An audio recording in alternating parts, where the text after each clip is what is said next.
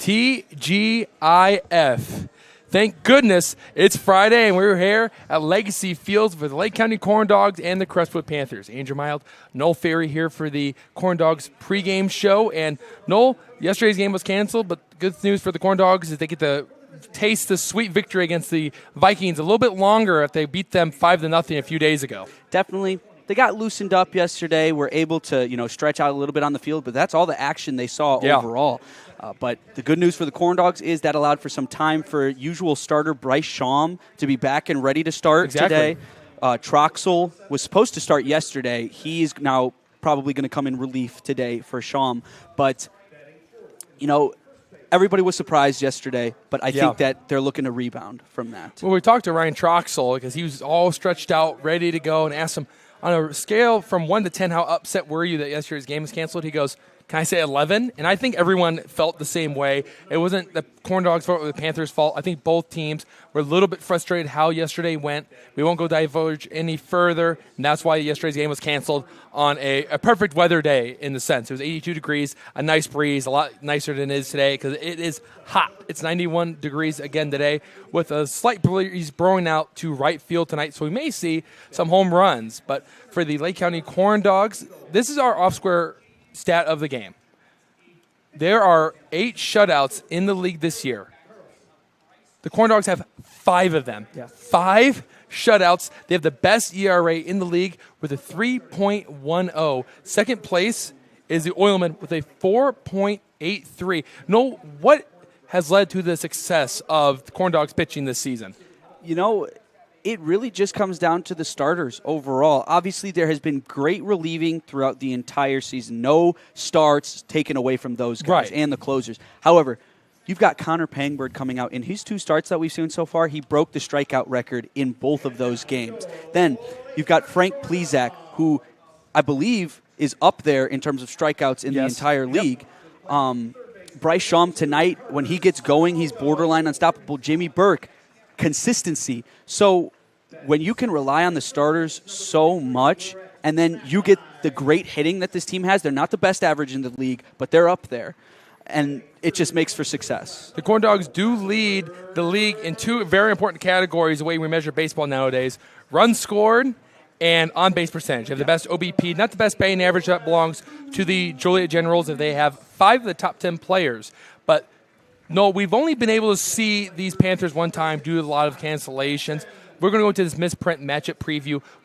How do the Panthers stack up against the Lake County Corn Dogs? It's really hard for me to give a specific answer, but what I do know is that this is a roster that it's a bit shorthanded. There are, potentially even 10 guys here to play for them today.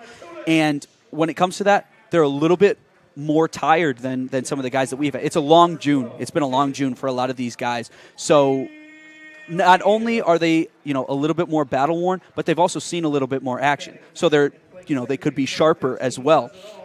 So really what it comes down to is just making the game as long as possible that you need to for these Crestwood Panthers, because I think that we have a little bit more stamina here at Legacy Field. Our University of Chicago medicine injury report is it's all clear. We're all ready to go. We're going to send it over to the field where they will start the national anthem when we come back. Lineups and first pitch, Northern League action from Legacy Field. Where else will we be on this beautiful Friday afternoon?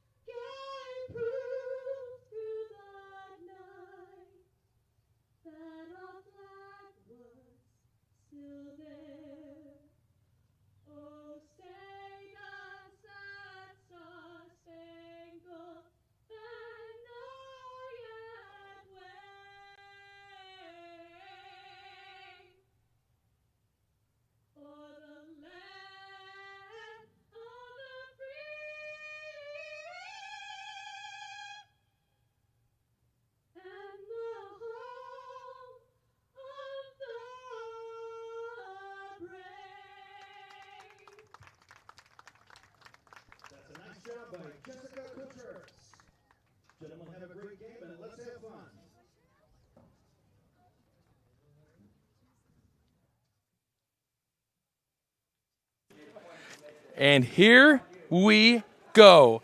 Lake County Corn Dogs, Crestwood Panthers, just the second ever meeting between these two teams because of these cancellations that we have discussed. One was a rain, one because the certain people didn't show up to the game for the game to start, and the other because of scheduling conflicts. But this is the team that sat in second place for quite some time behind the Lake County Corn Dogs, but they've really hit a rough patch as of late, as they've only been able to win 3 of their last 10 games. And before going 3 for their last 10, they were 8-5 before that stretch. They went from second place all the way down to 4th, and they're just half a game up on Joliet for 5th place. Well, it's really been a dogfight for 2 through 5 in the league overall, and that's just going to get even more exciting as we head down the stretch to see, who could potentially be playing who come playoff time. Right. I mean, we're almost halfway through the season. There was 55 games put onto the schedule, and the Corn Dogs have already played 22. And before we get into the game, let's kind of look at the standings and kind of update what's going on. So in first place is the Corn Dogs at 16-6. Tied for second place, as you talked about, it's been a dogfight right there. Southland and the Oilmen are tied for second place right now, as they're both 4 games behind the Corn Dogs, but just a slight difference in the record, as the Vikings have one more loss at 11-9-1, and the Oilmen are 12-10. So because the Vikings got that tie against the Chicago American Giants, they still get that tie with the Oilmen.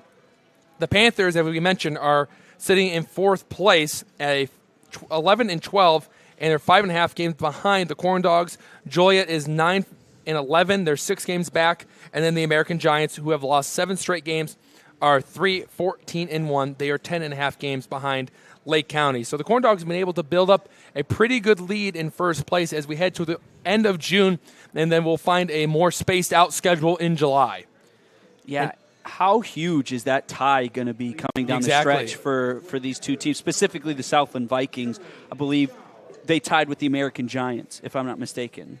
They did. They did. So that was an 8-8 game in the 8th inning. Most likely it's going to be a little bit more of a factor for the Southland Vikings. But, if you've got that half a game advantage or half a game disadvantage, something crazy is going to happen. Well, as Brett Mattheis takes the mound, we will go through the defensive alignments right after this first pitch, as Charlie Shaw will lead off the game. Here's the first pitch, and it's fouled off to the right, and that's how we start with a first pitch strike at 6:59. As the Corn Dogs have consistently started maybe a minute or two early, but no one's going to complain because it's a beautiful evening here at the ballpark. Where else would you rather be? 0-1, another foul ball, and another one off to the right, 0-2, as Shaw has been late. The defensive alignment goes as this. It's Roman Kuntz in left field, Hansen plays center, and Matulik is in right. On the infield, Sakamoto's at third, Schultz at short, Smalls at second, Mattheis will play first base.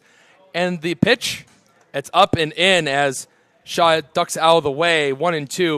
And it's Jaden Deal, the battery mate, to the starting pitcher today, Bryce Shawm. And Shawm has been an interesting pitcher to look at in terms of stats and the way that we kind of evaluate pitchers in the modern-day baseball game. 1-2, ground ball left side, and it's foul. We'll do 1-2 again. Shawm has a 1-0 record and a 3.44 ERA. And he's pitched in 15 2/3 innings, and he's only allowed the 6 earned runs. But what's been really hurting him and chasing out these games pretty quickly is the 15 walks to the 23 strikeouts. Here comes the 1-2 offering. Hit to the right. Is it going to stay in play for Mattheis? He'll just stare at it as it goes to the grassy area just behind the Panthers dugout. The count remains 1-2 strikes. And Shawm has thrown 14 walks in his last 3 starts. So you look at the opposing batting average, it's just a 220 against him, one of the best on the Corn Dogs team, but then a 390 opposing on-base percentage. The pitch, strike 3 called. It's a good slider. That front door is Shaw, and Bryce Shawm starts his day with a strikeout looking. That is exactly what Bryce Shawm needed there for the confidence today. he's a very emotional player, and I think a lot of times people say that about players as a bad thing, and I don't think that there's anything wrong with that. He's passionate about his game. He's passionate about his mechanics, and speaking of mechanics, a lot of those walks, it's not coming from any sort of wild pitches, wild misses, or anything like that. He's very calculated. The first pitch in this at-bat is inside to Aiden Wright, who will be the catcher for the Panthers today. Wright on the season is batting 412 games, so he's 14 for 35 with 2 triples. 1-0. It's a big cut, but he missed it 1-1. So looking back at Sham's stats, the 220 opposing batting average tells me if they do make contact, it's usually weak, nothing hit solid. But then the 390 on base percentage kind of tells you that if Sham does get in trouble, it's usually self-inflicted. 1-1 pitch is hit down the right field line. It will slice out of play towards the Old Glory, the Indiana State flag, and then the Crown Point community flag. 1 ball and 2 strikes. So a good start for Sham thus far through the first 2 hitters, attacking the strike zone, forcing these guys to hit his pitch. Sham likes to close his feet slightly, looking for his sign, a little shadow action going on as the pulls are right onto Jaden Deal. The 1-2. That's up high, 2-2, just where Sham wanted it, as he was ahead in the count. And Noel, you mentioned it yesterday. And for our viewers, yes, that is Jaden Deal. And it's really throwing us off because you can't see the long blonde hair because he literally chopped it off. It's all gone. Break-even pitch from Sham. Foul ball off to the right. And the Panthers have been shown to be a scrappy team, and you have to be the way that some of these guys have played, as they have 2 hitters that are atop the leaderboards in plate appearances.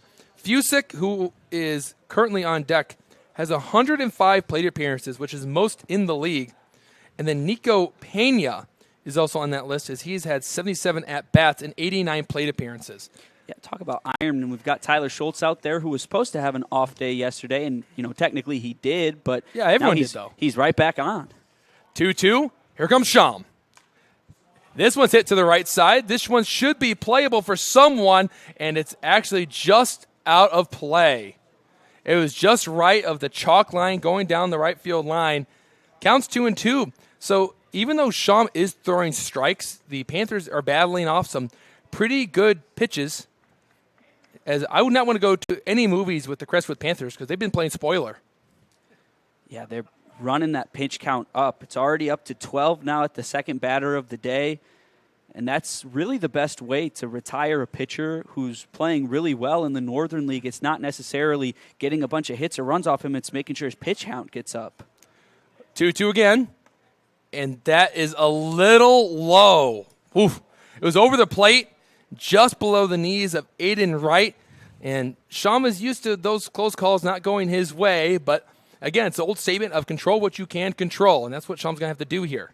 3-2, 1 out. Bases clear. The pitch hit on the infield, middle of the diamond, and that's going to be Colin Small there as it went his direction, and he'll make the play for the second out. So 2 gone to start the day, and that's some good news for Justin Heisman and the Corn Dogs, as you want Bryce Sham, one of your best pitchers, to gain some confidence and know that if he does throw it across the strike zone, he's going to get the call to go his way.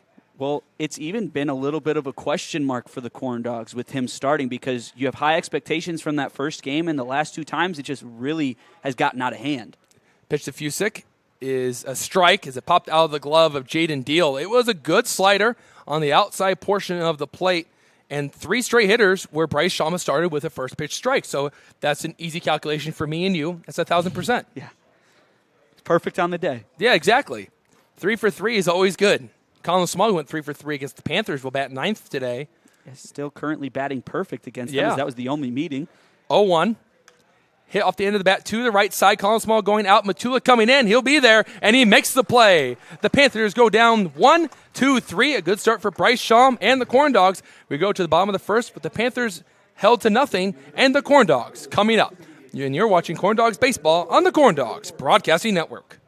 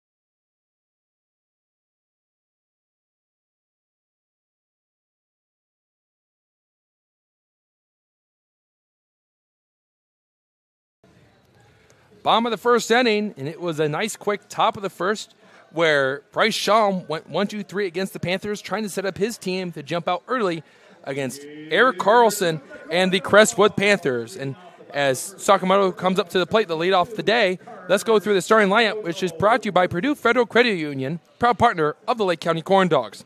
Carter Sakamoto leads off playing third base. Brett Mathies is on deck. He'll be playing first, and he's been red hot. Schultz batting third at short, as always. The pitch to Sakamoto is fouled off to try to first pitch ambush Carlson, and he just missed it 0-1. Roman Kuntz bats fourth and plays left field. Scott Hansen will be patrolling center field batting fifth.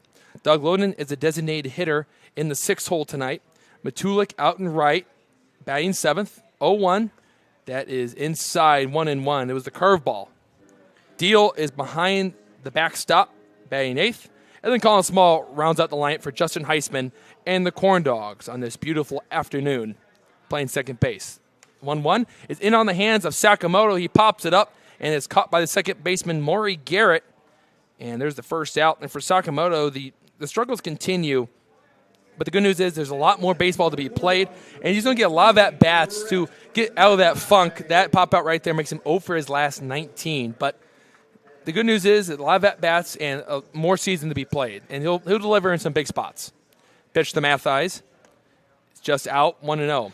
Yeah, Sakamoto, it's a lot to ask of him. He was coming into today not playing. No. That was what he was thinking in his mind. And then, on the cuff, probably about 45 minutes before the game, pitch is just out, 2-0 to Mathies. He's asked to come in, play third base, something that he's not necessarily always used to.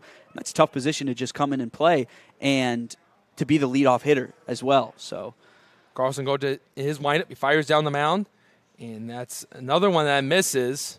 Count is 3 balls, and actually it's 2-1. Okay, so 2-1 is the count to Mathies.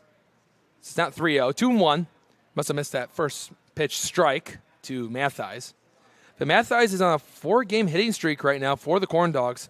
He's 7 for his last 16. And he tries to make it 8 for his last 17, and he fouls it off 2-2. Also 2 doubles, and he's delivered a lot of big hits going the opposite way.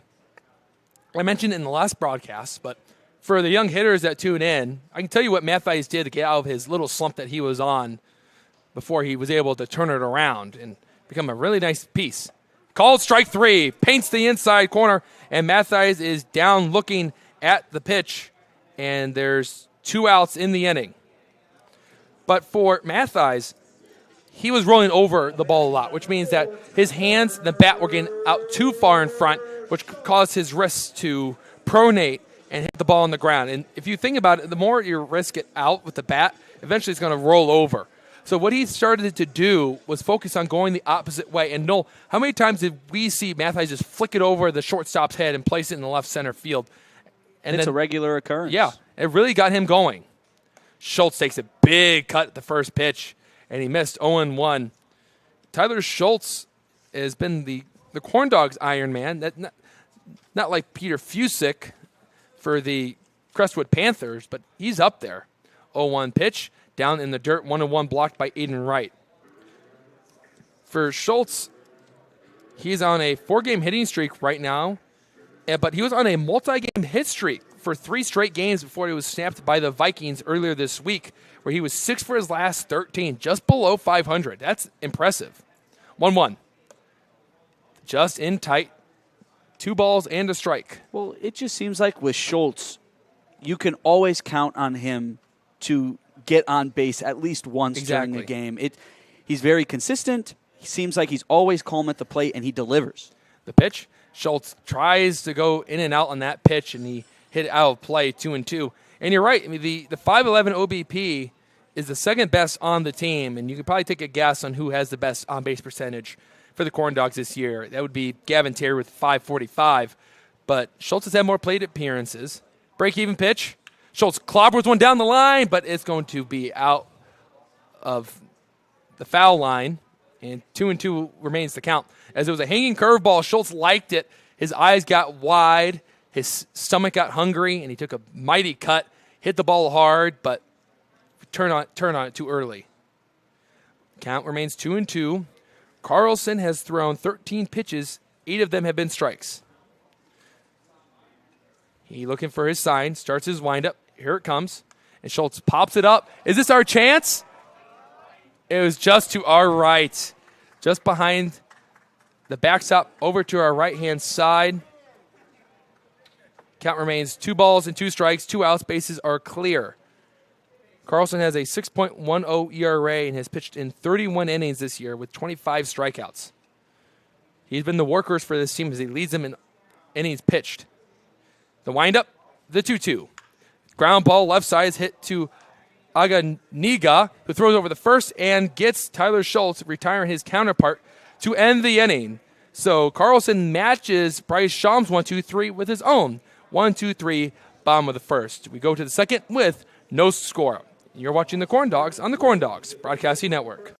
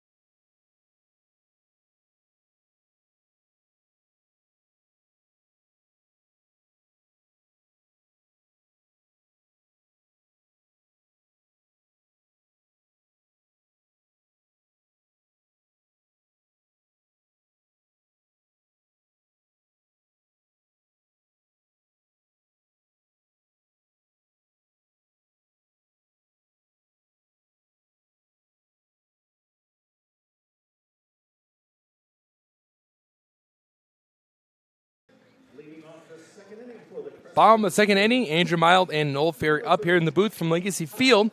And before we get into the inning, we'd like to recognize the Great Lakes Sports Hub, which is the official training facility of the Lake County Corn Dogs.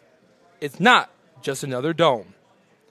They're going to do up is Hobbs Dunn, Connor Janik, and Alex Loss against Bryce Schaum, who looked mighty impressive in that first inning, throwing a lot of strikes. All 3 hitters he faced saw a first pitch strike. So Dunn steps out, steps back in, and we're ready to go. Dunn batting a .308 on the season. Here's the pitch, and that is down and in 1-0. So it's the first time where Bryce Schaum was not able to start in that bat with the strike. And I remember Dunn now. Yeah, I was just going to say. The much different stance than we're accustomed to in any baseball, really. Pitch, down low, 2-0. Dunn likes to point his bat towards the pitcher and then the knob towards the catcher. And for me, when I think of hitters that usually have a different stance like that, I usually think of it going the opposite way, like Rod Carew when he was with the Angels in the Minnesota Twins. 2-0 offering, and it's a slider called strike, 2-1. Rod Carew would start with the barrel towards the catcher and the knob towards the pitcher, and all he would do is bring his hands back and go right through the strike zone, and one of the best contact hitters of his time. That's a called strike 2. It dropped in on that outside corner, said hello, and there's 2 balls and 2 strikes. So the deuces are wild between Dunn and Schaum. Schaum's trying to retire 4 straight hitters to start off his day. Can he do it here? He likes the sign he gets from Deal. Deal goes down the one knee. Here it comes. Off the end of the bat, rolls towards the Corn Dogs dugout, and we'll do 2-2 again. But 20 pitches from Bryce Schaum, 14 of them have been strikes. Actually, now 15 out of 21. So that's really good news and a promising start for the right-hander. 2-2. Another foul ball as the player on deck, Connor Janik, had to do a little bit of a dance around the baseball. A little dootsy-doo over there. We do 2-2 again. Well, that's now 3 of 4 batters that have gone into multiple foul ball hits on Schaum. And that's a really good way to get the pitch count up there. They're fighting. Yeah, try to chase him out of the game. Goes into his windup. The pitch is ball 3 as Dunn took it off the ground, and the count is run full to start off the second frame. So a lot of foul balls, you're right, from the Crestwood Panthers. As anything that's relatively close, they've been swinging at and keeping Sham on the mound, making them tough outs, trying to get him off the mound as quickly as possible. Sham looks in. He's going to step off. And again, I think it's the shadows right now, as was one pole just going right onto Jaden Deal, and I bet that his hand's looking mightily dark, and that's why Sham can't see it. He settled the pitch, and that is ball 4. Not sure where that one missed. May have been just low, and Deal and Sham are going to talk. That might have been a cross-up right there. They may have to change up their signs just so that Sham can see it. But for Hobbs Dunn, that was a really good at-bat as he battled and worked his way over the first base. That will bring up Connor Janik. You know, the way that he revs it almost seems a bit counterintuitive to what you're trying to do there at bat with pointing it towards the pitcher like that. That makes very little sense to me. But what works, and he's standing on first. So yeah, when you're batting at 308 and you've hit a home run with 12 RBIs, I've only struck out 8 times. Do whatever you want with the bat. Yeah, his hands must be getting in the position he needs them to be able to be successful and foul off those pitches and put up some good battles. And that's really been that's the story of baseball nowadays. Is back in the day, it was the old, here's the batting average, home runs and RBIs. That was really it. And of course, unless you were a speed guy, ball in the dirt, blocked by Jaden Deal, kept it in front of him 1-0, as it was a spike fastball from Bryce Sham to Connor Janik. But nowadays, it's what's your OBP? How are you slugging the baseball? What's your OPS?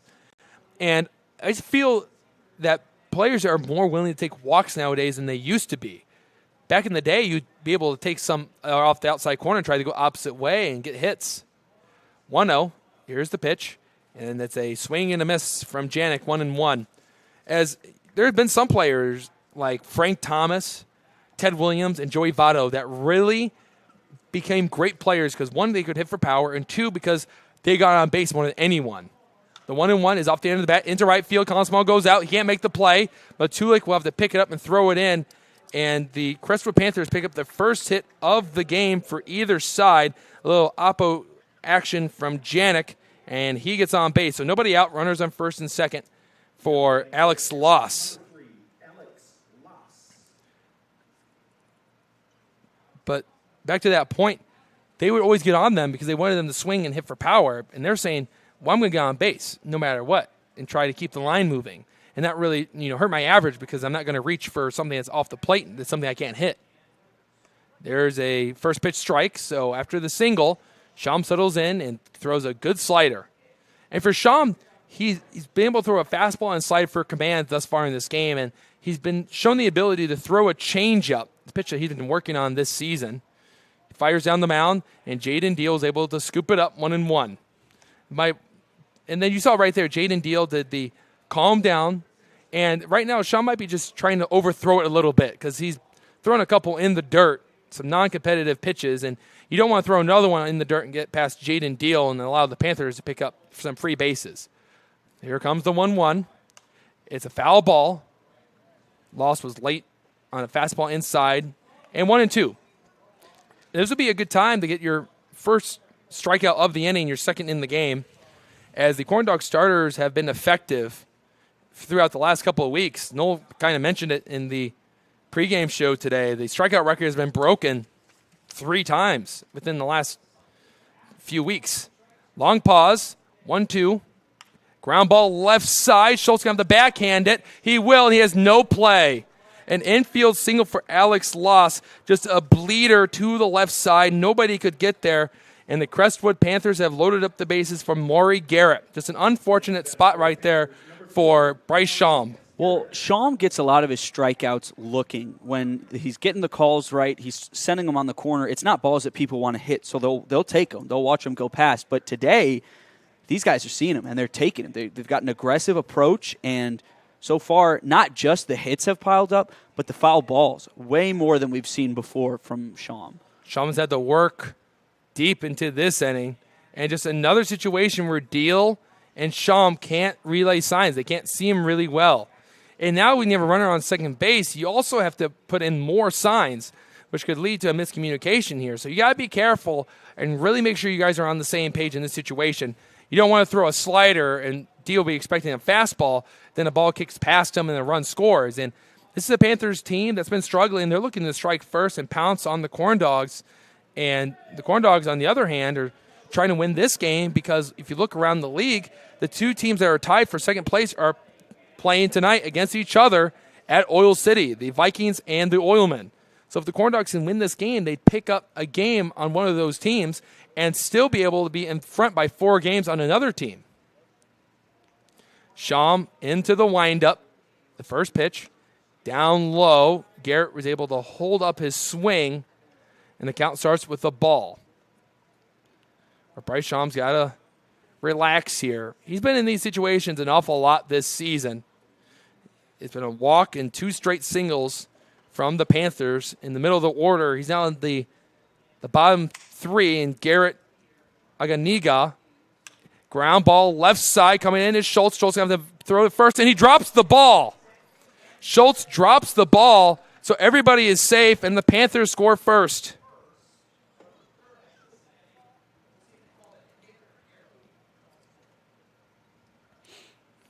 Yeah, that'll go down as an E6 there, as Schultz did corral that one into his glove and most likely would have had a play at first easily if he hadn't dropped it when he was trying to switch it to his throwing hand. Well, now Joshua Aganiga comes up with the bases still loaded and 1-0 as all 4 hitters have reached base. A walk, 2 hits, and an error. Sham fires the first one, and he hits the corner for a strike. This is where we have to toughen up here and just limit the damage to 1, as Sham has thrown a good amount of pitches in this inning. And the way that Carlson pitched in the bottom of the first inning, you're not feeling too comfortable right now.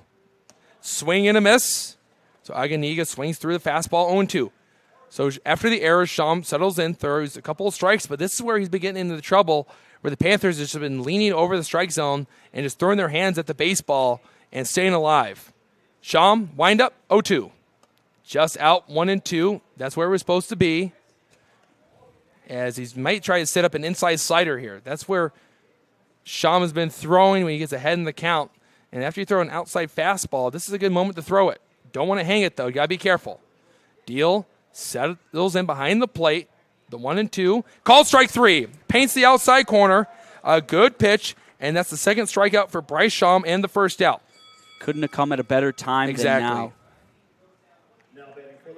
One thing about Sham that I'm seeing out there today is a lot, not frustration that we've seen before when he's not getting his calls, but it looks like he's not happy with the pitches that he's throwing. It's not coming out of the hand correctly, it seems like.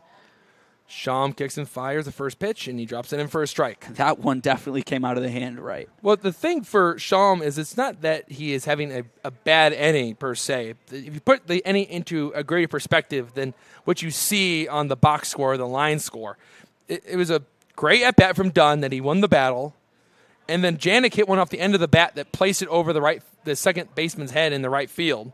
Loss had another infield single, 0-1. Foul ball off the glove of Jaden Deal to the backstop, 0-2. Garrett reached on an error that allowed the first run to score, and that's really been the story. So it's not like they're hitting them hard. It's just they're placing them perfectly. And sometimes pitchers run into that. But how do the pitchers respond? That's a good test of character. 0-2.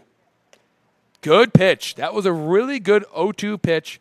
He started on the outside corner, let it break away, try to see if he can get the swing and a miss. And it's 1-2. You can live with that. And Pena definitely thought about that one. He did. This might be a good time to go on an inside fastball as Charlie Shaw is on deck. Pena still at the plate. Here's the 1-2, and he went. He did. They checked Andy Pappas. From up here, we knew, and that's back-to-back strikeouts for Bryce Sham, and he is 1 out away from just stranding 3 runners and only allowing 1 unearned run to score. Well, 2 straight strikeouts. Now you know it seems like a possible task here to just come in here and get this strikeout here with no more damage done. And now you have the comfort of 2 outs. Anything hit can be retired easily with no more harm done. The pitch. Down low. It's that breaking ball 1-0. And I stand corrected. That would have been an earned run nonetheless. Even though Dunn scored on an E6, he would have scored because the bases were loaded and it was a slow grounder to the left side. So it's an earned run to Schaum's line score. 2-0 now as Schaum not happy with himself as he threw that fastball down in the dirt again, 2-0. Shaw struck out looking to start off today's ball game. He steps back up to the dish. Bryce Schaum looking in for his sign. He doesn't want to fall behind 3-0 because he would have to throw probably 2 more pitches because Shaw would have to take a strike if he did get it across. 3-0 now. So Schaum struck out the last 2 hitters and now behind 3-0 with the bases loaded and 2 outs. So there's nowhere else to put these Panthers. And I'm willing to bet that Shaw will not take the bat off his shoulder if it is in the strike zone. So this should be a recalibration pitch. And that is a strike. And just as I said, Shaw had no intention of swinging in that. So when you get 3-0, bases loaded, 2 outs, there's a good chance you're going to have to throw 2 more pitches at the least. Because Shaw, the leadoff hitter, they're known to be taking a couple of pitches for strikes. Kevin Terry's been notorious for that all season long as he's not here today and time is called. Yeah, I have a feeling we're probably not going to see a swing here either, specifically because of the lack of control we've seen from Schaum today. But for Charlie Shaw at the leadoff, you never know. He could go for something big here. 3-1, 2 outs, bases loaded. The pitch, and that is ball 4. It was down in the strike zone, and the Panthers pick up a run on a 5-pitch walk to Shaw. Shaw gets an RBI for that, and it is now 2-0 in favor of the visiting team. Aiden Wright will now come up with the 2 outs and the bases loaded still, as the Panthers have jumped out ahead on the Corn Dogs in this matchup. Just the second time where these two teams have done battle. Bryce Schaum has thrown a good amount of pitches in the inning. First pitch swinging is Aiden Wright. He fouled it off to the fencing behind him, 0-1, 2 outs. And for Schaum, it's just been an absolute battle in this second inning, you feel like. But if you're the Corn Dogs position players today, you have to come back to the bottom of the second and respond for your right-hander. He might be feeling down on himself. 0-1. That's upstairs and 1-1 as it almost went to a snap throw from Deal over the first base as Matthijs tried to sneak behind Charlie Shaw at first, but it is 1-1. So 1 walk, two walks and 2 hits, 1 error in the inning, and a couple of strikeouts from Schaum. Pitch, that's a strike. That slider, he's showing a lot of confidence in this inning to keep going to it at any count. And it has that nice late movement, and he's been able to locate wherever he wants. So Schaum is 1 strike away from leaving this at a 2-0 game and try to get his offense back up to the plate. The pitch, and that's low. That one's low, 2-2. Schaum thought that could have been strike 3. It was close, but the home plate umpire has been pretty consistent with that one. So the deuces are wild with 2 outs. This has not been the ideal second inning for Lake County. Going to get out of it here. Pitch. Ground ball left side, and it was hit hard but foul. What left of the third base bag. And the count remains at that 2-2 to Aiden Wright, who popped out the second base in his last at-bat. So Schaum went 1-2-3 in the first, but has now faced 8 hitters, as Fusick, who's on deck, is the only batter who has not stepped up to the dish in this inning. As the inning started off with Hobbs Dunn in his leadoff walk. You probably saw 8 to 9 pitches in that at-bat. Schaum's already up to 51 pitches due to facing 8 hitters and having 2 strikeouts. The step, the wind-up, the pitch, that is ball 3. The runners will be on the move. Schaum looks up to his right, trying to find the answers up in the clouds. And these Panthers just keep sticking with these at-bats, not throwing any of them away against Bryce Schaum. Schaum has had to work. And it's not like Schaum's been pitching bad. It's just the Panthers have had a really good approach at the plate thus far. Yeah, I mean, with the passive approach, not only are you capitalizing on all the balls that are thrown today, but you're just lengthening this game out more and more. Deep breath, runners on the move. Here's the 3-2. Did he go? There you say foul ball. It's a foul ball. It was just got the piece of the bat of Aiden Wright. It was a check swing. Didn't see that the ball had went straight down on the plate of Jaden Deal. And we'll have to do another 3-2 two-out pitch again. As it was Charlie Schauber at first base. They got a good running lead because of Schaum going out of the windup in this spot. Schaum puts his hands together just by the right side of his face. 3-2. Foul ball. These have been pesky at-bats by the Panthers. They have just been fouling one pitch after the other. Yeah, at this point now, with the hit and run like this, full count here, I wouldn't be surprised if we keep seeing swings from Aiden Wright, because if you've got guys taking off now on the hit and run, you could score 2, maybe even 3 runners here with these huge head starts they're getting. I don't think he would mind necessarily striking out here with 2 runs scored already. Here it comes. Strike 3. So Bryce Schaum gets a big strikeout. He strikes out the side, but not before. The Crestwood Panthers score 2 runs on 2 hits and 1 error. We go to the bottom of the second, and the Panthers are up 2-0. You're watching Corn Dogs Baseball on the Corn Dogs Broadcasting Network.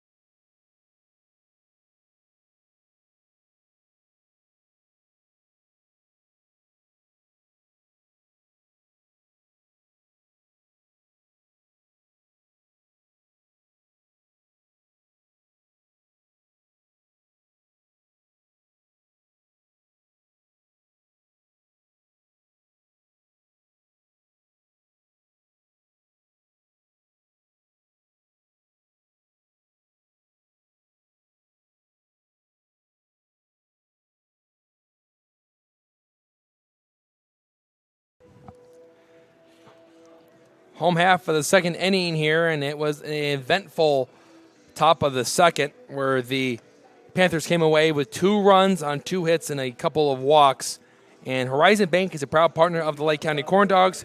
We provide online conveniences that support innovative solutions for your personal, commercial, and mortgage banking needs, as well as wealth and investment services. Visit horizonbank.com to learn more today. The Corn Dogs lead off with Roman Kuntz against Eric Carlson, who went 1-2-3 against the Corn Dogs. First pitch swinging, hit to the left, and the third baseman, Janik, had no idea where it was because of the sun, and it was just down the left field line anyway, and it's 0-1 as Kuntz took off just to make sure if it did fall, he would have gotten free bases. That one's a little lucky there for Kuntz, as that ball potentially could have been playable, but it was pretty close to the fences on the third base line, so counts as just a strike. For Kuntz, he's been interesting to sort of look at. Guys see his height.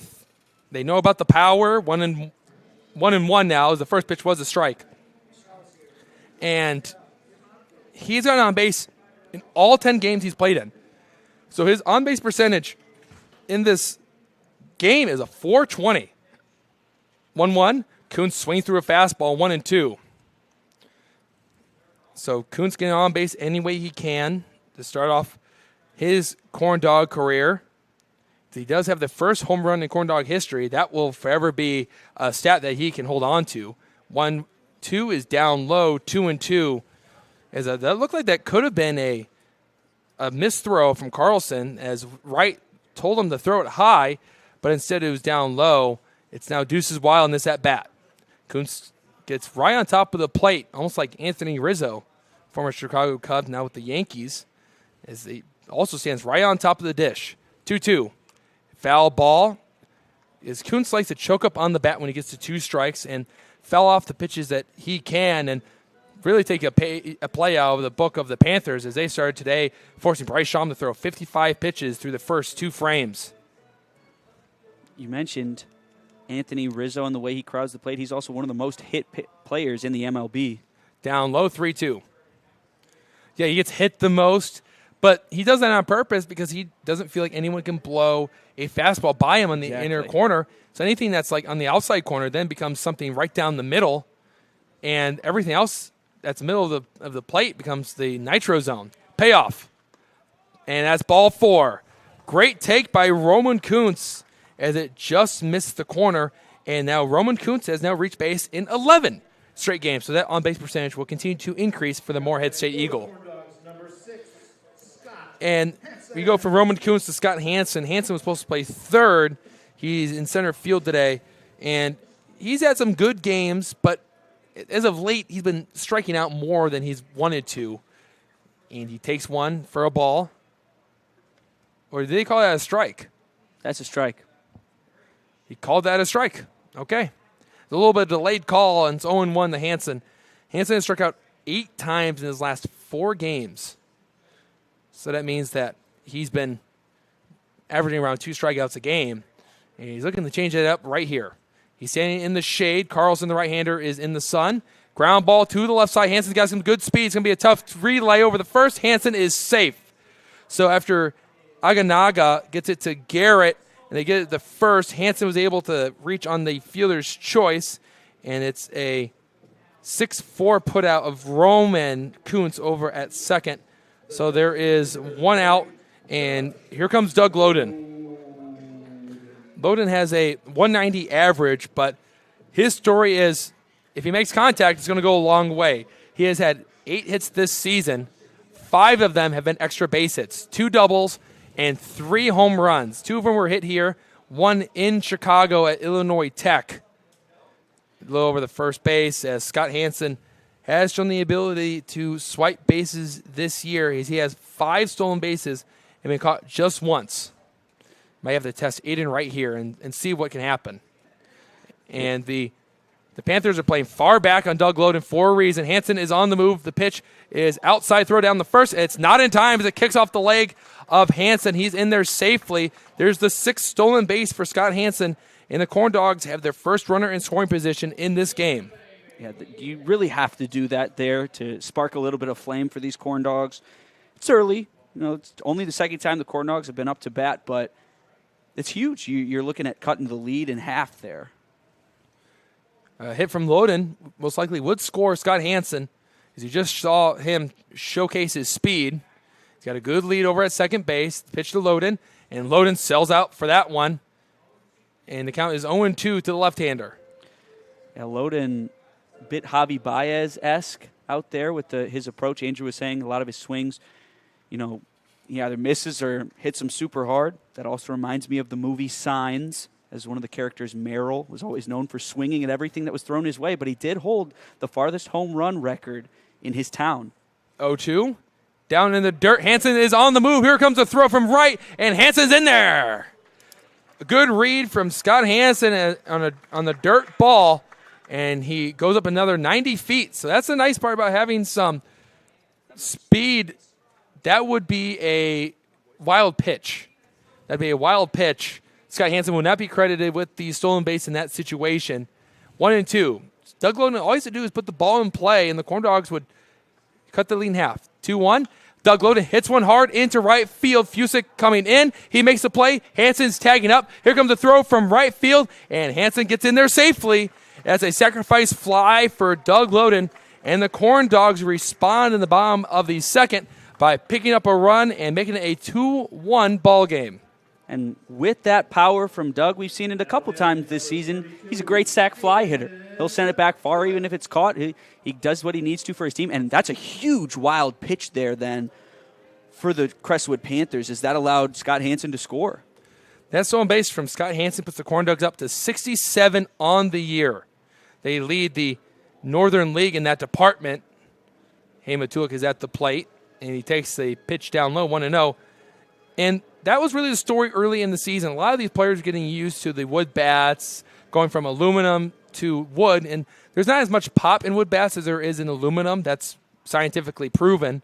The pitch, ground ball to the left side, and Janik dropped the ball. Janik backhanded it, had it for a second, and it popped right out.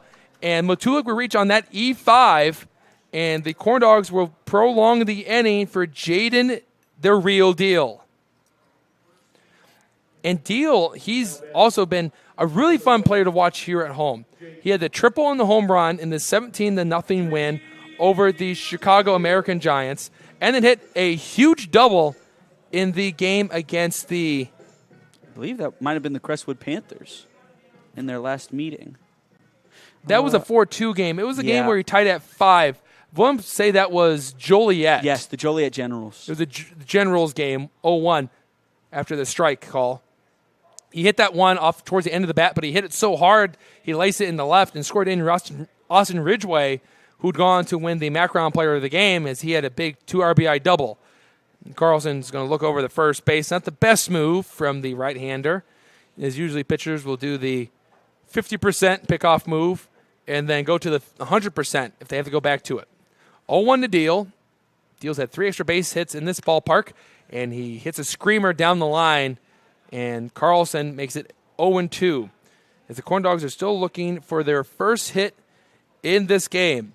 They scored a run off a fielder's choice, a stolen base, a wild pitch, and then a sac fly from Doug Loden. So once again, the Corn Dogs just being able to manufacture runs time and time again.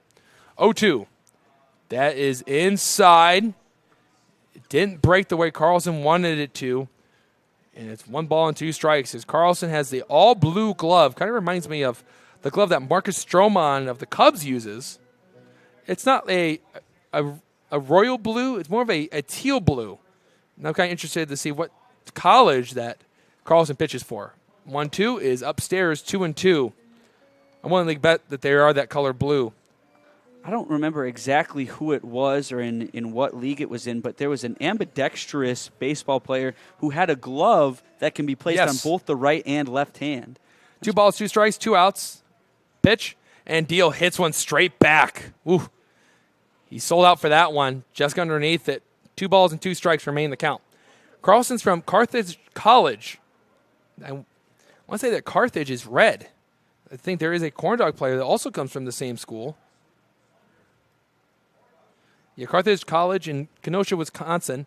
And swing and a miss. Deal is down on strikes, and that ends the inning. But the Corn Dogs do pick up a run to make it a 2-1 ball game. They are trailing going into the 3rd inning.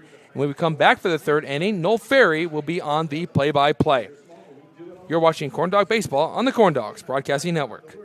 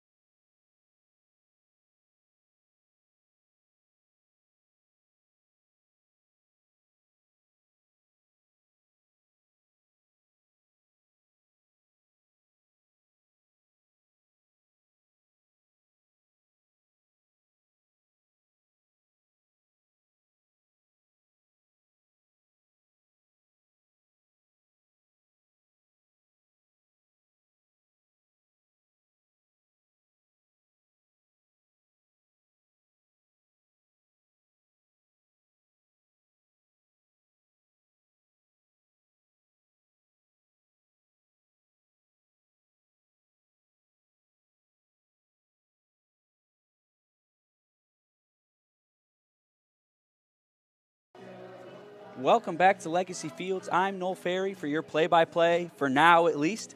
And here's a reminder that the International Brotherhood of Electrical Workers, IBEW Local 697, is a proud partner of the Lake County Corn Dogs. As one, we are limited, but as a group, we are strong.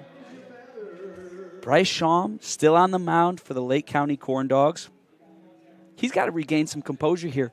You know, it was a tough last inning, but you can't let it get into your head too much. And with a run scored in the last inning, you got to look at it as you've only given up one run so far today. First pitch to Fusick is a called strike. That one caught the inside corner. And that's exactly what Schaum needs. Very refreshing. 0-1. Swing and a miss from Fusick. Yeah, Fusick, the Iron Man of this league, and especially with all this heat that we've been having recently, it's very impressive for the amount of games that he's played in.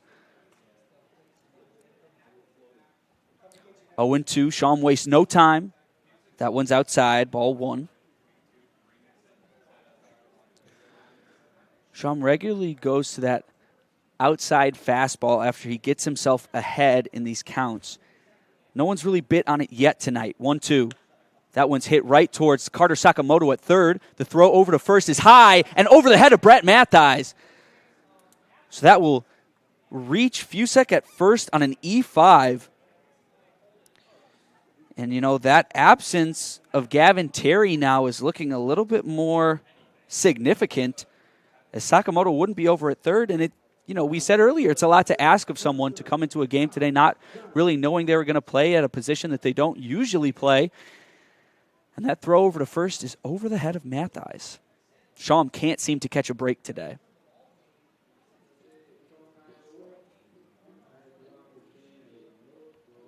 So we hear, "Don't worry, be happy" played. Keep a calm atmosphere here for the Lake County Corn Dogs on defense. Potential double play set up for Dunn as that one's hit, almost hits him on the backside, but that one goes right behind him. Sends Fusick over to second on the wild pitch. And the mistakes pile on for this Lake County Corn Dogs defense. Not just Schaum, but everyone around him. 2 errors already from this Corn Dogs infield. Who are usually really solid. Now they've got another runner in scoring position. 1-0. Dunn fouls that one off to the left.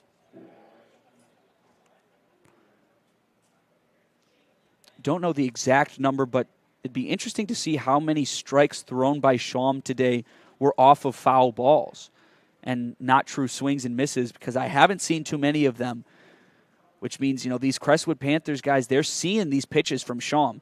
1-1. That one hits the dirt and does hit Hobbs Dunn, sends him over to first base. Another free base for the Panthers.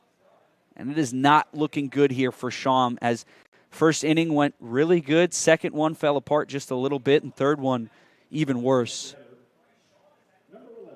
That brings up Connor Janik. Runners at first and second. And that's 2 pitches that have almost gone behind the batter. And, at a certain point, you're getting into your own head so much that you can't even throw the pitches where you want them to, as that one's fouled straight back. Straight towards the parking lot. I was cautioned to move my car today from the usual spot that I park it in, and it's probably a good piece of advice. Every day I was always taking the risk, but recently I've been seeing a lot of foul balls go off to the left, and it scares me just a bit. 0-1 here to Connor Janik. Runners at first and second. Schaum delivers, and that one misses. 1-1. And with the runner over at second, Schaum likes to take a couple glances over there before he throws the pitch and even really go into the windup from his look over at second, which is interesting. 1-1. So he does the same thing there, but that one's popped straight up into the air, super high. Colin Small. It's an infield fly. They grab an out, a much-needed one for Bryce Schaum. Bringing up Alex Loss, who is 1 for 1 on the day. But yeah, that was another pitch that Schaum delivered right out of the look over at second.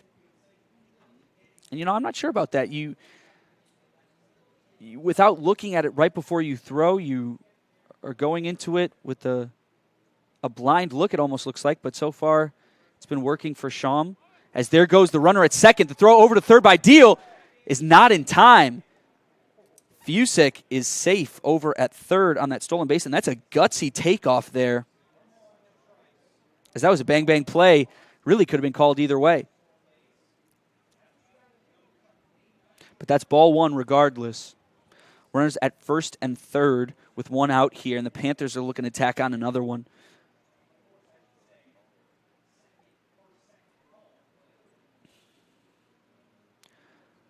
First pitch strike count has gone down for Schaum. Here's the 1-0. That one's too high. And Deal will have another conversation with Schaum at the mound. Bryce adjusting the dirt on the mound, as that seems to be another thing we've seen a couple times. He's glanced down after his pitch, potentially losing his footing there.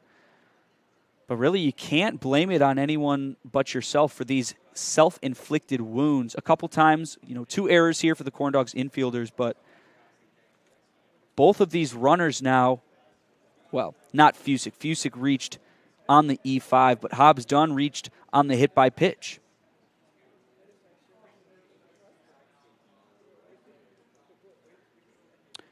(2-0). Schaum collects himself. Loss at the plate. Big breath by Schaum. Here it comes. That one does catch bottom left corner for strike one.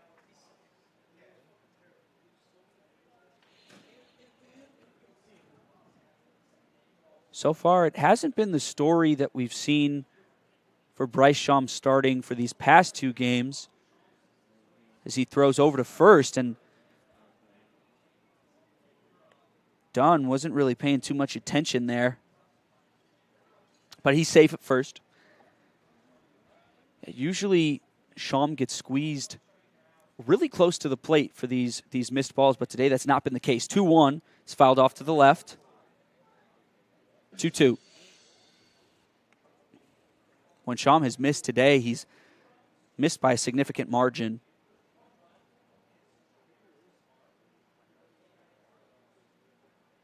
Brock Bevel heads out to left to grab the ball.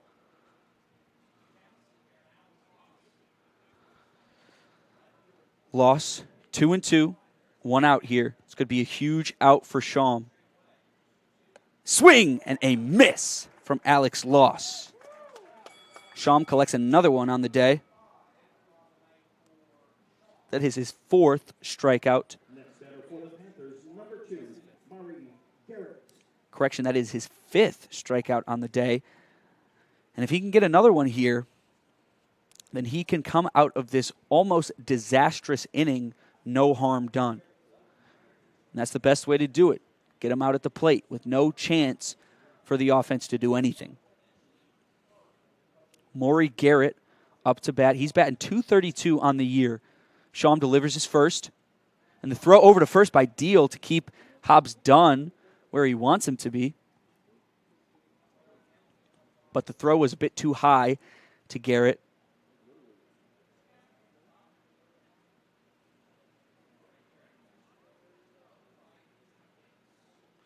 Schaum likes to take his time on the mound. 1-0. That's a good breaking ball that breaks just enough to catch the inside of the strike zone. 1-1. And that's what works for Schaum. I mean, he's got pinpoint accuracy most of the time when it comes to that breaking ball, but today he hasn't popped it out too much. 1-1. That one's just high. And Garrett's not the tallest guy out there, so strike zone is a little bit lower, potentially for Hobbs Dunn. That could have been called strike 2. But it's 2-1 here with 2 outs. Runners at first and third. Schaum has to take some time. Gets a sign he likes. Schaum fires the 2-1. Same spot up high. These Panthers are just not biting at anything today. Schaum is really having to work for all of these strikeouts.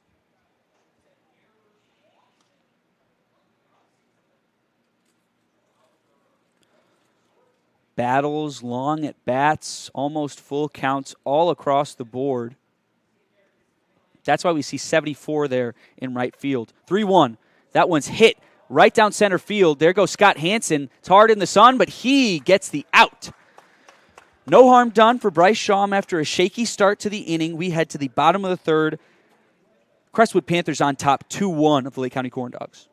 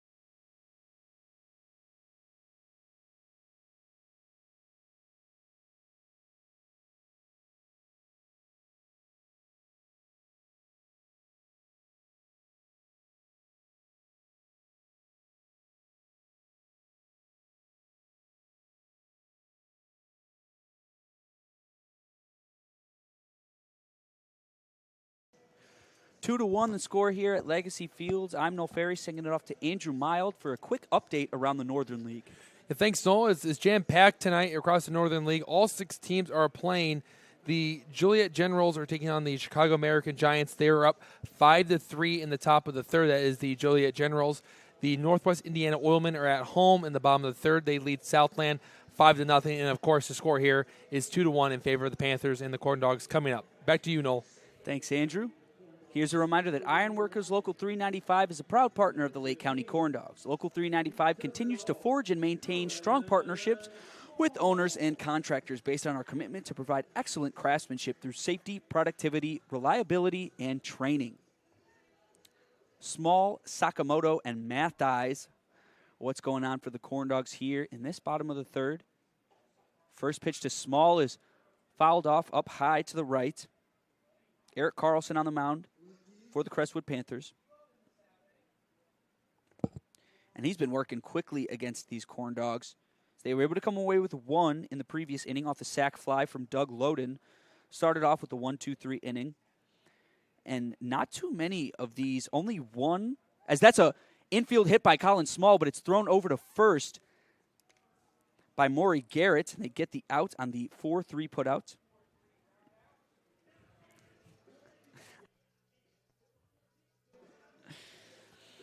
So that's Colin Small, retired quickly. And that sticks with the trend. You know, only 1 batter has reached a full count tonight with Eric Carlson. That being Roman Kuntz, who battled with him and was able to get a walk off of that. All the others have been relatively quick, as there's a first pitch strike to Carter Sakamoto. He watches that one catch the outside of the strike zone.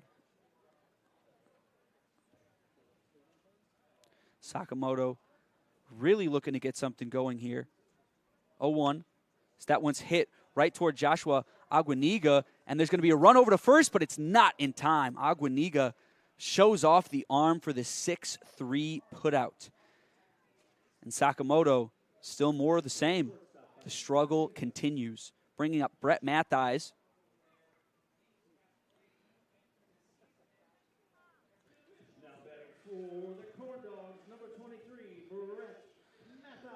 And Mathis started off the year super hot, as he didn't see too many appearances to start off the year, as that one is crushed on a rope over into right field.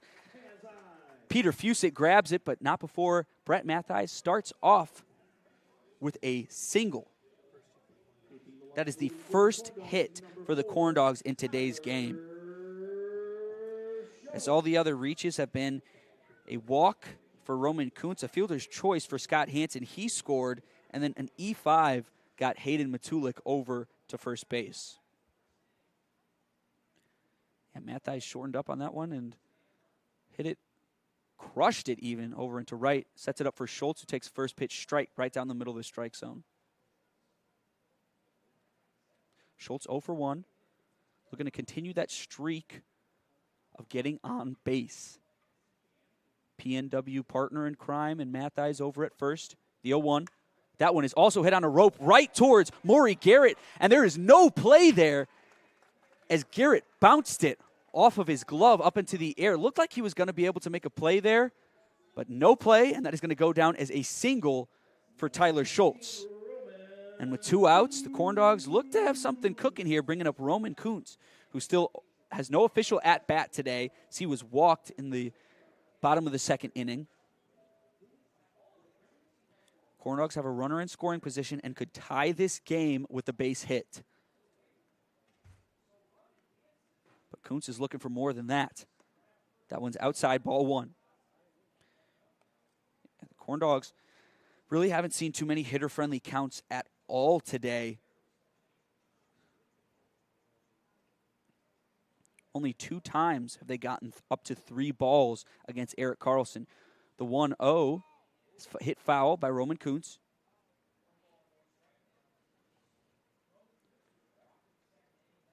Kuntz is looking for the fences at this one, trying to get a bigger cushion for Schaum. We did see Ryan Troxel warming up in the bullpen at the break, so we'll see who Heisman sends back out if he wants to stick with Schaum, who's already at 75 pitches. 1-1 here, runners on first and second for Kuntz. Big cut for Kuntz as he turns himself all the way around. Would have sent that one into the pond, right behind center field. Still waiting for someone to really get a barn shot here and see a ball go off the roof of the barn.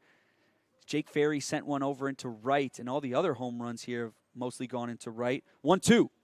That one is crushed and popped. It's going to drop for Roman Kuntz. Here comes Mattheis. The throw to home is in time. And Mattheis didn't have it, and he slowed up as that was a good deception there from Aiden Wright. He didn't even look like he was ready for a throw there, standing completely still with his glove at his side. But it did come in time for Mattheis, and the Corn Dogs come away with no runs there off of a big what if. Still 2-1. Crestwood Panthers on top of the Lake County Corn Dogs. We head to the top of the 4th.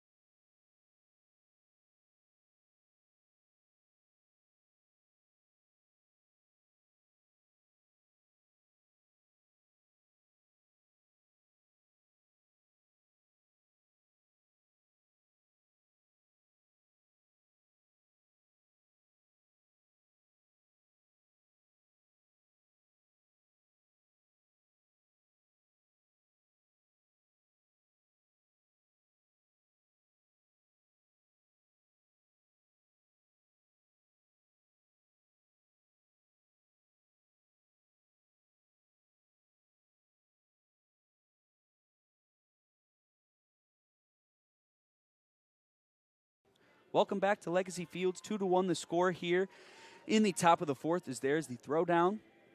Here's a reminder that Ivy Tech Lake County is a proud partner of the Lake County Corn Dogs. Ivy Tech, higher education that's built around you. serving all Lake County with locations in Crown Point, East Chicago, and Gary.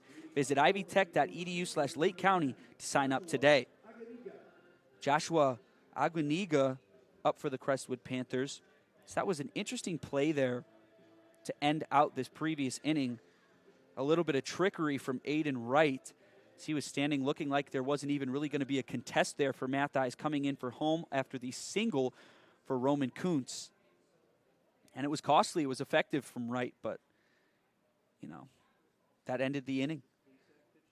Troxel now in for the Lake County Corn Dogs. And here's a reminder that every pitching change is brought to you by IBEW Local 697, proud partner of the Lake County Corn Dogs. Ryan Troxel was supposed to start yesterday for the Lake County Corn Dogs. There's a strike, perfectly placed, top inside corner. Troxel was supposed to play, but the game had to be canceled due to a lack of umpires altogether. 1-1. That one missed, not 100% sure where, just a bit outside. Yeah, you might have heard me, Andrew Mild, and Josh, announcer for the Crestwood Panthers, giving our hour-long podcast. That one's hit straight back over the roof of the press box.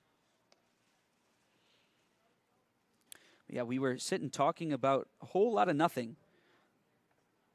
Me, Andrew Mild, and Josh Lepowski, announcer for the Crestwood Panthers, as he's got his own broadcast going on right now, as that one is once again fouled straight back over the roof of the press box. 2-2.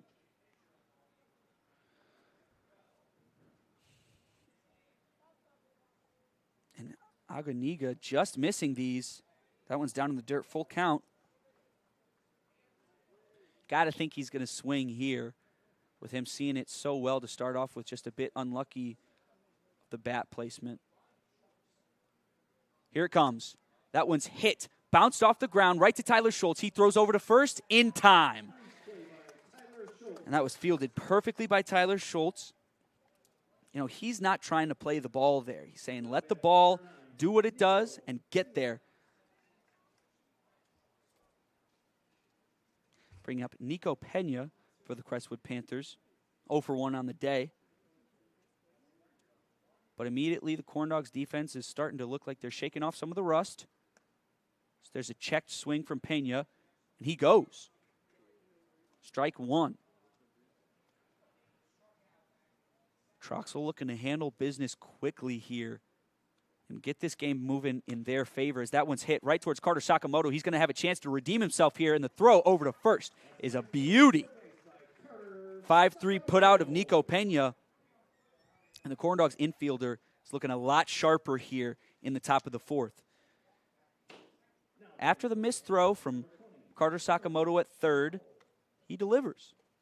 Right after Tyler Schultz, who had the other error in today's game, also delivers. Now up Charlie Shaw. He sees one go low for ball one. 2 outs here. Troxel looking to go 1, 2, 3. That one just catches outside corner, strike one. Yeah, Troxel, I mentioned in the pregame show yesterday, as we didn't really get a game at all. That one is hit. Popped straight up, is going to be playable. It is. Roman Kuntz grabs the out.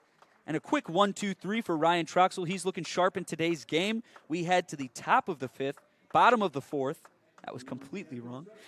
Still 2-1. Crestwood Panthers on top of the Lake County Corn Dogs.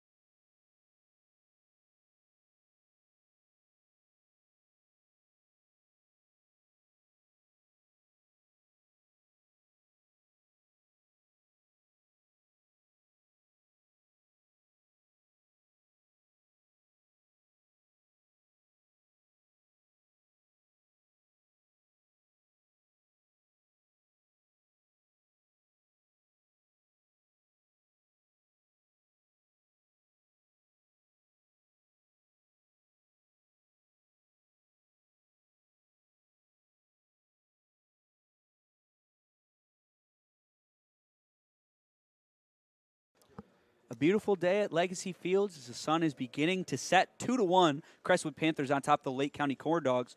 And Kuziak Construction is a proud partner of the Lake County Corn Dogs. It is your complete home improvement expert. From home remodeling, repairs, and roofing, we do it right. Contact us today at 219-923-3007. Eric Carlson continues his day for the Crestwood Panthers, and leading off is Scott Hansen, who, if you haven't tuned in earlier, Scott is the only Corn Dog to cross the plate today as he reached first on a fielder's choice, then stole second on a great leadoff that he had. It was pretty easily reached, and then advanced over to third on a wild pitch, showing that the sac fly from Doug Loden was so huge, and the stolen base from Hansen even bigger. And that was a sac fly that was hit on already one out on the inning, meaning that, if Hansen wasn't already over at third, most likely wouldn't have been able to scrape anything out, and this game would look a lot more bleak for the Corn Dogs. Hansen 0 for 1 on the fielder's choice. Here comes his first.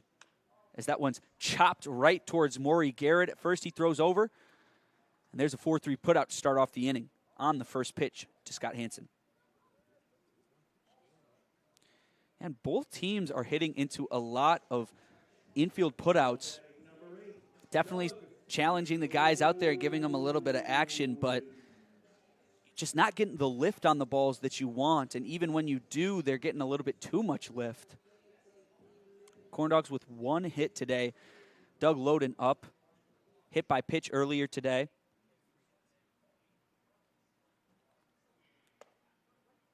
That one is a called strike one on Doug Loden. He watches it go by.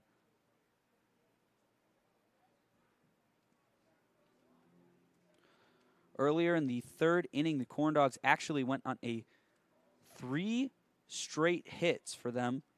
So that one is fouled by Doug Loden, straight back 0-2. It was Brett Mattheis, Tyler Schultz, and Roman Kuntz all hit singles in a row, but was the play at home that got Mattheis out that proved to be the difference. Doug Loden, 0-2, something he's pretty used to. Count that is not in his favor. Chokes up a little bit on the bat, and he fouls it straight back. He'll continue the battle, but he continues his routine of drawing a huge line right at the front of the batter's box at home plate with his foot. And it's just always interesting to see guys' routines. Some of the strangest ones I've seen, Scott Hansen improves the grip on his gloves by spitting onto them. As that one is potentially a broken bat for Doug Loden, but it's hit right towards Alex Loss. Just a little bit too much lift there. And another one goes away for the Corn Dogs. Bringing up Hayden Matulik with 2 outs. But yeah, Hansen, he'll spit onto his gloves, rub them a little bit on his pants, go back to the glove, and you think that probably improves his grip there a little bit. Yeah, everybody has their routines. Me personally, I've still, that's a good point. I don't really know if I have any routines for broadcasting here. Here's Hayden Matulik's first, as that one's hit choppy over to Connor Janik, and he drops it, unable to make a play. And that'll be an E5. Back-to-back E5s for Hayden Matulik. Talk about getting lucky there. Is that, both of them would have just been another infield putout for Matulik, but he's reached now twice in today's game. Won't see that on his average, though, as he's 0 for 2 on the day if you take a look. Jaden Deal up, runner at first. See, just gets underneath one and sends it foul off to the right. It's looking like Deal is seeing them today, seeing the pitches exactly how he wants to, just not hitting them in great location. But I have a feeling we're going to see an extra base hit here from Jaden Deal today. Here comes the 0-1. And that one was a breaking ball that was going right into the hands of Jaden Deal. Would have gone right down the middle of the plate, but because it was off speed just a little bit, Deal was early and fouled it off to his left. 0-2, 2 outs, runner at first. Still down by a run. You'd love to come away with this one tied. Strike 3 called on Jaden Deal. He's down looking. Strikes out again in today's game. And we head to the top of the 5th inning. I'm Noel Ferry sending it off to Andrew Mild for play-by-play when we get back.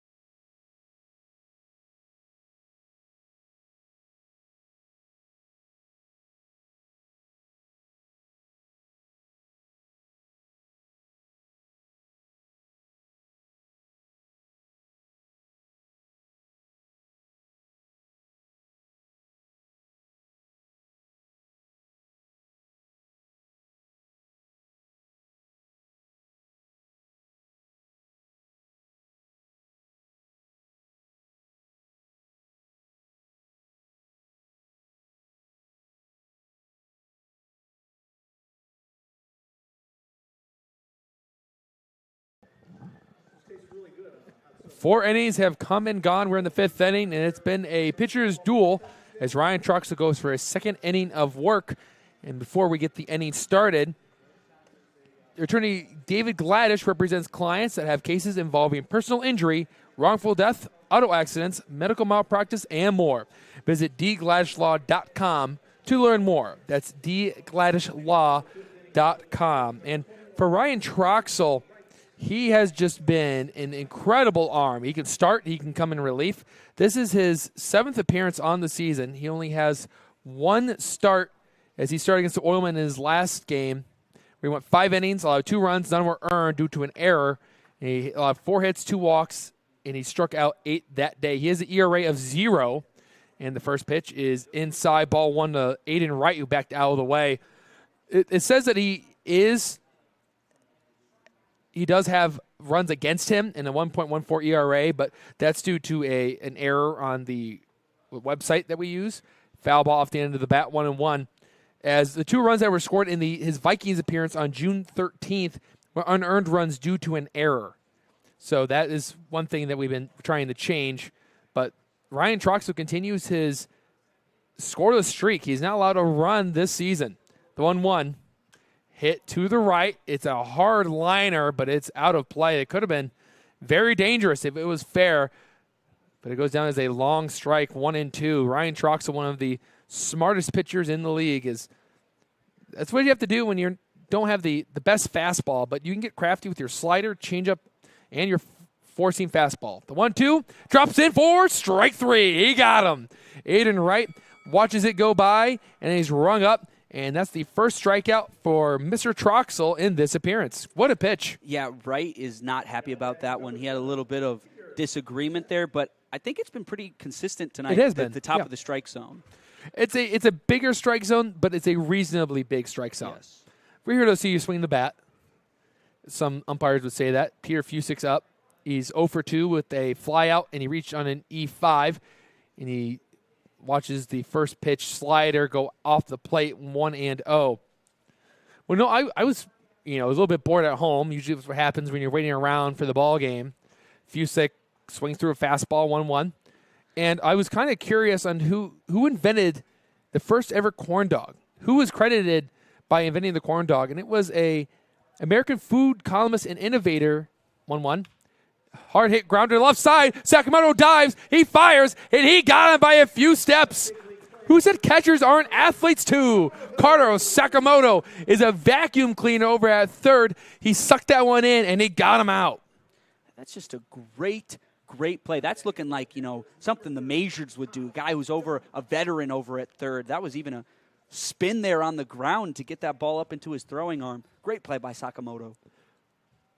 Hobbs done. The cleanup hitter comes up with no official at bat. He has scored a run due to a walk, and then the hit by pitch. Breaking ball misses 1-0.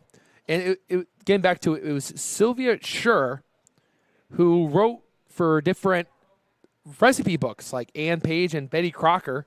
1-0 pitch. It fouled off the leg of Jaden Deal and would do 1-1. And coincidentally, Noel, she's from Chicago. Wow. So not too far away from here. She is from Chicago. She passed away on September 8, 2009 in Chicago. 1-1. And that is down low 2-1. And there is this interesting type of restaurant you could go to in Chicago called Kong Dog. And what it is, it's Korean corn dogs, which is a little bit different than what we're used to. Liner into right field. Coming in is Matulik. He can't make the play. It's a single by Hobbs done with 2 outs. And that will send up Connor Janik as the inning will continue for the Crestwood Panthers. That's the first hit allowed by Ryan Troxel and the third for the Panthers in this game. So 2 are still retired. Yeah, Dunn remains perfect on the day. Yes, 3 for 3 while getting on board in every which way. Walk, hit by pitch, and single. He's standing over at first base. Troxel works down the mound, and he just misses the outside corner 1-0. And at Kong Dog, it's Korean corn dogs. And no, you can kind of take a look at what you could put different things on here. So one of them, it's a Flaming Hot Cheetos. There's potatoes on the other one. Okay. Inside corner, strike 1-1. And it's you put mozzarella cheese in here. It's very interesting to type of look at. And I think you and I should go up there and try a Korean corn dog instead of the normal corn dogs that we're used to. And that one just missed, maybe a little bit high. That'd be my best guess to Janik, 2-1. A good take by Janik. Yeah, I think it's only right that we go and try that. Yeah, I'm trying to see what I would do, what I would put on that. Ground ball to the left side. Sakamoto backhands it off one knee. He fires a bullet. Mathias has to scoop it. He does! Sakamoto throws across the diamond. And Brett Mathias says, I will take that third scoop for a third out. The Corn Dogs strand a runner. We go to the middle of the 5th inning with the Corn Dogs trailing by just 1 run. You're watching Corn Dogs Baseball on the Corn Dogs Broadcasting Network.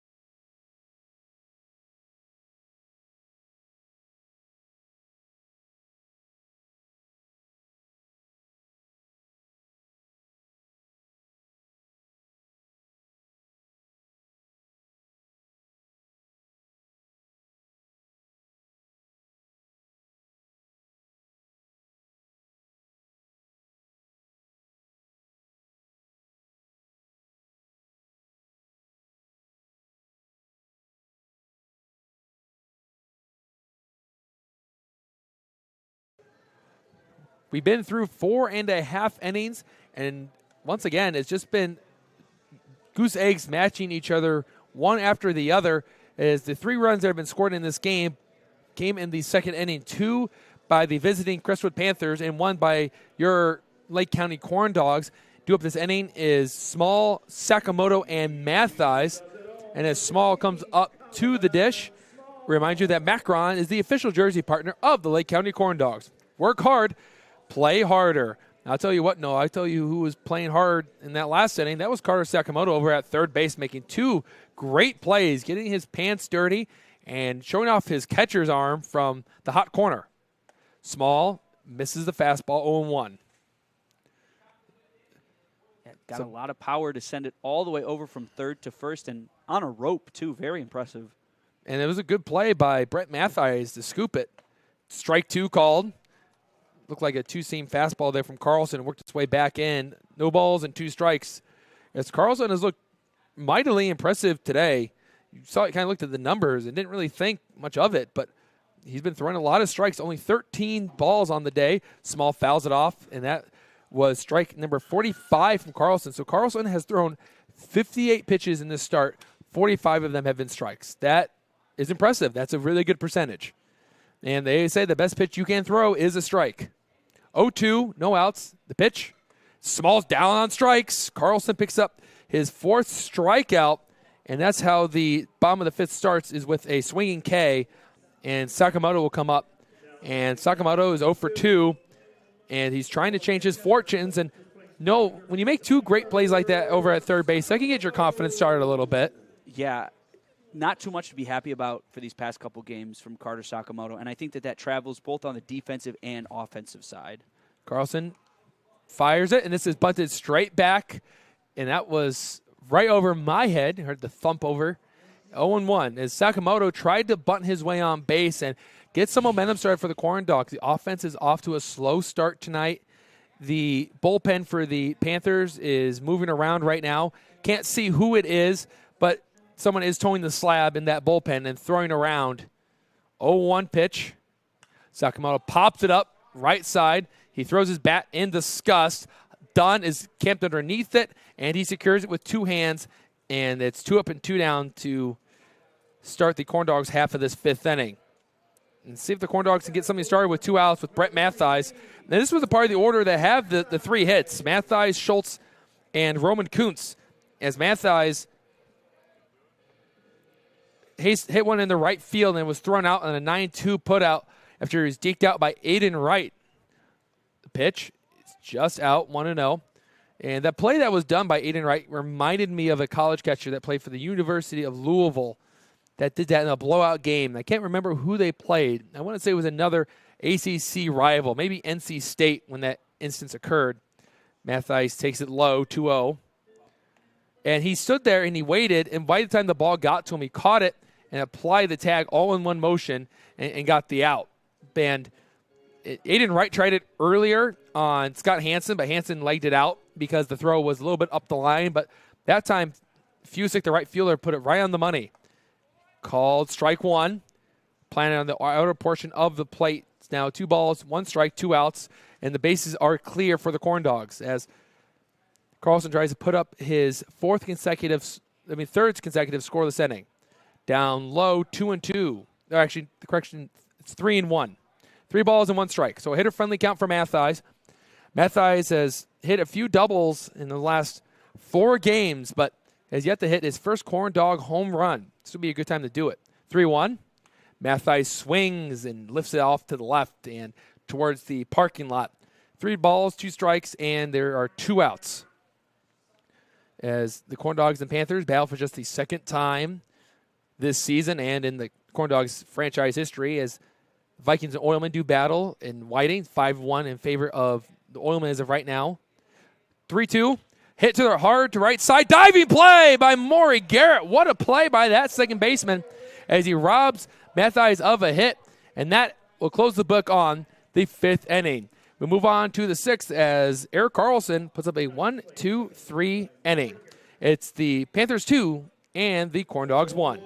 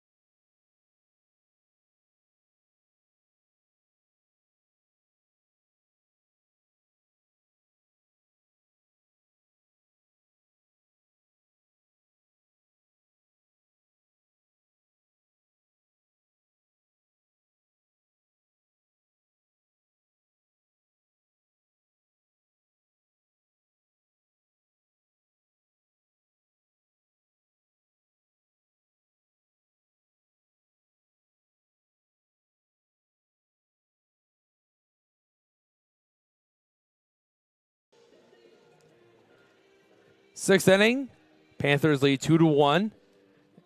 And Misprint is the official printing partner of the Lake County Corn Dogs. We specialize in delivering the highest quality signs and printing on time and within budget.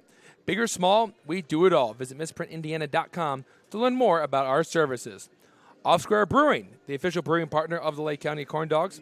At Off Square Brewing, we strive to be just that, off square. We think and brew outside the box.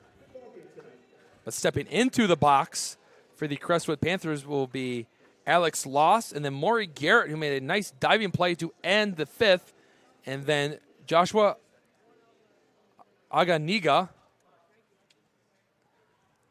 So that's the three due up in this inning. Troxel works from the stretch, and he fires the pitch, and he gets a swing and a miss, 0-1 to Alex Loss. Loss is 1 for 2 with a single and a strikeout swinging against Sham in the third. Troxel has taken over since the fourth inning. He misses 1-1. So Sham is not in line for the win as the score holds at 2-1. He'd be in line for the loss. Here comes Troxel down the mound, and it's up and really close to Loss, who backed out of the way. 2-1 now.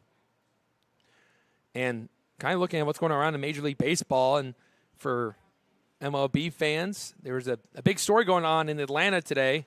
Foul ball, 2-2. Freddie Freeman returned to Atlanta for the first time since they won the 2021 World Series. So that started the game off today with him hugging his former manager, Brian Snitker, part of the World Series trophy. 2-2. Foul ball down the right field line. It was hit hard and went over the dugout of Crestwood. 2-2 still. And he also received his World Series ring. And, of course, he was emotional. He'd been with the team for quite some time. I won't say it was more than I know it was more than a decade. I can't put the specific number on it, considering it. He spent so many years in the majors, but how many years in the minor leagues? 2-2, and that one was low, 3-2 now. And another at-bat where the Crestwood Panthers have fallen behind and worked all their way back as they had just been feisty hitters at the plate. Freeman now with the Dodgers, and that's a foul ball from Loss. For Freeman, he spent 12 seasons with the Atlanta Braves, making his MLB debut in 2010 with the organization. And, of course, now everyone knows he's out west playing for the bitter rival of the Braves, it feels like, for the last couple of seasons, that they're always in playoff contention with the Dodgers. And he's been doing well, and you envision he's quite emotional. He held a press conference before the game. He was even crying then, and it wasn't his decision to leave. It was more or less just didn't have the money. Payoff pitch. Ball 4. Alex Loss works his way on base, and that's how the sixth inning will start, with the Panthers trying to add some insurance runs on the Corn Dogs. So, no, I have to ask you this. What was your favorite return for a player after they left their most famous team that they're known for and then came back to play? All right, I'm going to have to think about that. I was trying to think of some before I diverged into this story. A big one is the Brett Favre. That was a Favre back to Green Bay. Monumental one as he came back a part of the Vikings. Yeah, so that was kind of bittersweet. Bunt foul from Garrett. Nothing in one. No outs. Run out first.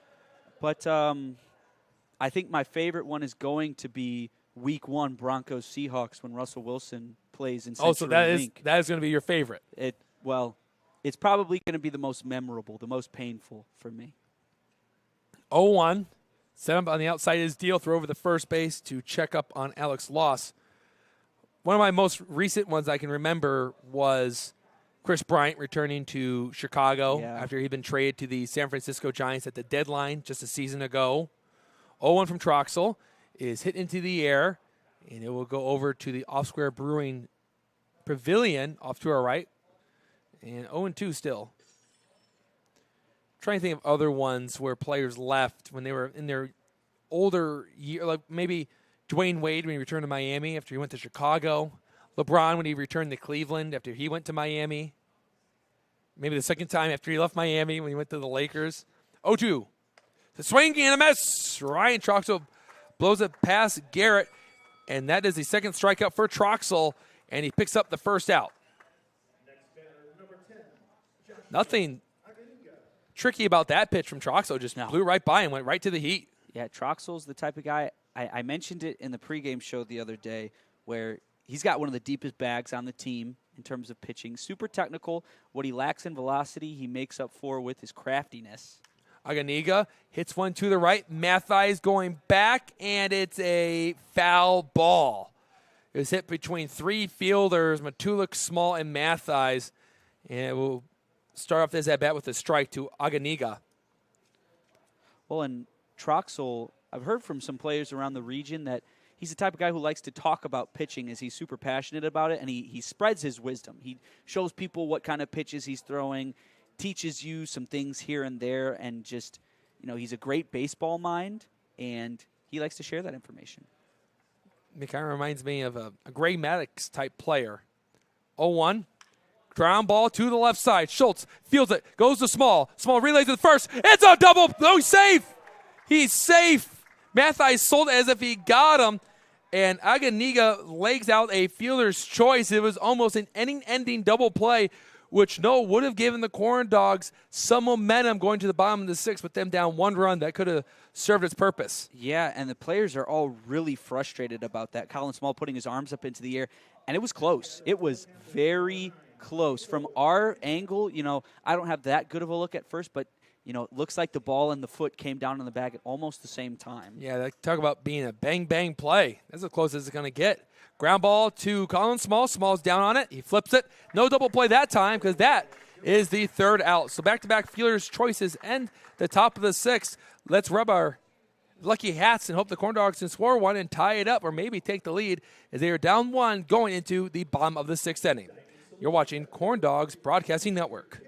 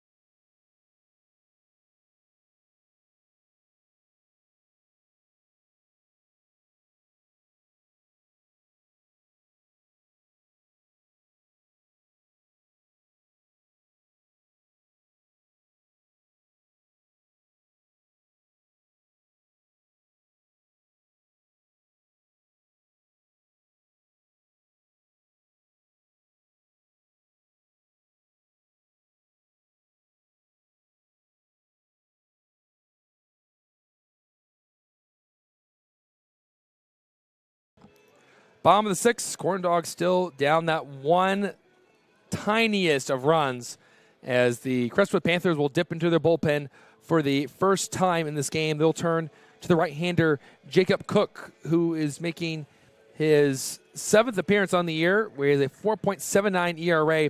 He pitched against the Corn Dogs back on June 15th. That was his last appearance. He has not pitched in almost 2 weeks, and that's it looked like in that appearance he went 5 innings, 2 runs, 2 hits, 2 walks, and 7 Ks as he came in relief for Schassberger. First pitch is hit back up the middle, diving by Garrett. He won't get it. It trickles into right field, and Tyler Schultz will be standing at first base The first pitch that Schultz sees, he likes it and picks up his second hit. He's 2 for 3, and the Corn Dogs have the tying run on base. And here comes the slugger that we like to call Roman Kuntz, just because that's his name. Yeah, no other reason. No, I mean, if that's your name, that's what we have to call you, right? Pitch to Kuntz is down and away, 1-0, as Kuntz has had a keen eye. And sometimes with sluggers like that, they become too anxious at the plate. Anything that's close, they want to try and swing out of their shoes. Roman Kuntz likes to have a good presence at the plate. And Kuntz saw a pitch there. He swung right underneath it, 1-1. Yeah, Jake Cook came in for relief for Schasberger, as Andrew said earlier, and pitched a great game. He did. Set on the outside corner is right. The pitch just off the plate, 2-1. That was the interesting game that the Corn Dogs won 4-2. And the reason why I say interesting because Schasberger had just came off a week where he had won Pitcher of the Week, and then he was taken out immediately. Outside, 3-1. It is a hitter-friendly count, but if you're Roman Kuntz, if you see that pitch you like, you're going to try and send it over the wall. If not, get on base any way you can and move up that tying run. The pitch, that's called strike 2. It was down at the knees, inner portion of the play, I would say, and it's 3-2 now. So this is a big pitch. If Cook walks Kuntz, Schultz will get to second base. He's on the move. It's hit into left field. Coming in is Loss. Loss won't get to it. It drops in. Schultz had to hold up at second base. That's where he's standing. And Roman Kuntz picks up his second hit. And Roman Kuntz had come off to really a tiny bit of a slow start for the Corn Dogs. Has now been serving his purpose in the middle of the order. As in the last game we saw against the Southland Vikings, he had went 2 for 3 in that game. So now he's 2 for 2 in this game with a walk. So he's reached base all 3 times. And that open base percentage is going to keep going higher and higher. And Noel, if you're Scott Hansen, you may think about bunting here. Yeah, move the runners over, both into scoring position, setting it up for Doug Loden. But, with Loden, he's got a lot of power. You need a guy on third, really. Chopper to the left side. It's gloved by Agan, and it goes over the first, and he's safe as Hansen reaches on a fielder's choice. And Tyler Schultz will now be standing on third base. And once again, the speed of Scott Hansen proves his worth as he legs out the fielder's choice as Aganiga was able to get over to Garrett, but then couldn't get it to Dunn in time at first. And the Corn Dogs will be willing to take the out there. But now you got to be careful because there is a double play in order if Doug Loden rolls it over. Doug Loden does hit the baseball hard. Hard one to Garrett at second. Could be a double play. Popped up on the infield left side. Going out is Aganiga. He's battling for it, and he can't find it. It drops. Here comes Tyler Schultz. The throw is not in time. Corn Dog did a single on a Doug Loden moonshot that dropped in the shallow left field, and the Corn Dogs catch a break and tie the game. Yeah, that's a weird one. But it's been a weird game here tonight. Doug Loden looked like, maybe if he got a little bit harder, that could have been another sac fly. But Schultz was holding up. He had no intention of tagging up there, and for good reason. It was only a couple feet behind him. But, both Aganiga and Janik just were not in the right place for it. Yeah, these lights have really been troubling for fielders this season. As how many times, Noah, have we seen an outfielder lose the baseball? That is a ball 1-0. That was a single from Doug Loden because Doug was able to drop it in, and they went home with it, but it was after Schultz had taken off, and Doug was already at first base. 1-0 to Matulik. Here it comes. Matulik hits a chopper to the left side. Aganiga goes to Garrett. Garrett goes to first, and it's a 6-4-3 double play to end the inning, but the Corn Dogs were able to buy themselves a run off the lights playing a factor, and we'll go into the 7th inning with a tied game. It's 2 apiece, but when we come back, Noel Fair will be back on play-by-play for one more inning. You're watching Corn Dogs Baseball on the Corn Dogs Broadcasting Network.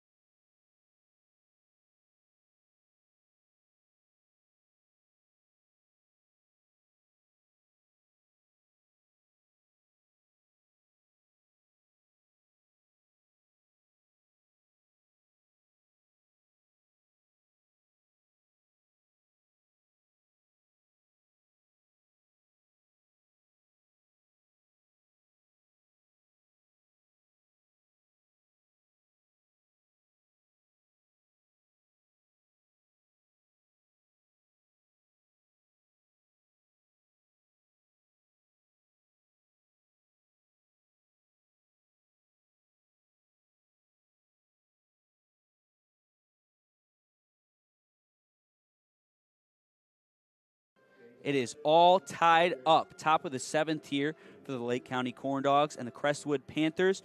We've got a pitching change. Mark Torr takes the mound for the Lake County Corn Dogs. And a reminder that every pitching change is brought to you by IBEW Local 697, proud partner of the Lake County Corn Dogs. Also, here's a reminder that Plumbers Local 210 is a proud partner of the Lake County Corn Dogs. We strive to provide and maintain education of apprentices and upgrading of journeymen in the plumbing industry. Also, Purdue Federal Credit Union is the official credit union of the Lake County Corn Dogs. Purdue Federal Credit Union in Indiana offers valuable banking solutions, including checking accounts, savings accounts, mortgages, credit cards, business solutions, student banking, and much more. Visit PurdueFed.com to learn more today. Panthers now at the top of their rotation. Charlie Shaw at the plate. Mark Torr so far for the Corn Dogs. He's appeared in 6 games. It's a 2.25 ERA. 0-0 in terms of wins and losses, but issued 5 balls to 11 strikeouts in 8 innings pitched. 6 hits off of him. They've gone to him a lot recently in relief. He's looking to keep this one even here to give the chance of Corn Dogs to get ahead. First pitch to Shaw. He's way inside, ball 1. Almost made contact there. And while the pitching hasn't exactly been perfect for the Corn Dogs tonight, they've definitely kept their calm. Only allowed 2 runs. That one's awkwardly hit by Shaw. Here comes Colin Small, who's going to flip it. Not in time. That was almost a highlight play by Colin Small to Brett Mattheis. Shaw reaches on an infield single. That was one of those moments where Torr was, going for the ball, but not really hustling as hard as he might have been able to. Small was right there and would have had to flip it out of his own glove into the glove of Mattheis, but wasn't able to get it done. Panthers start this one off with the runner at first on a bloop infield single that really was just as inside as that first pitch was, but Shaw managed to get a little bit of contact, just enough to send it over down the right base path. The first pitch to Aiden Wright is once again way inside, and that's 3 straight from Torr that are in that exact same spot. Be surprised if we saw another swing now. Wright's 0 for 3 on the day.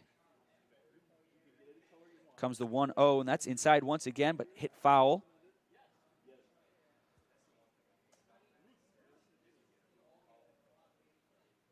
So far, Torr's sticking to these inside pitches, but batters are biting, so. And that was one that's really bang at the plate there as Colin Small was kicking himself after it, thinking he could have made the play, but can't be too upset. It's super close. 1-1. Up too high. Deals, telling Torr, take it easy. Just try to get it into the zone here. Corn Dogs have another arm in the bullpen warming up right now. But Torr still looking to collect his first out today. 2-1. That one's dropped by Deal. And there goes Shaw over to first. The tag is not in time. And after the wild pitch, Shaw advances over to first. Over to second, that is. He is now in scoring position. Aiden Wright, 3-1. Got a hitter-friendly count. And a hit here could place the Panthers ahead in this game. 3-1. That's down in the dirt and an easy walk. That was a dropped strike 3. And what'll actually be a wild pitch there on the ball for call, but Shaw advances over to third on the wild pitch.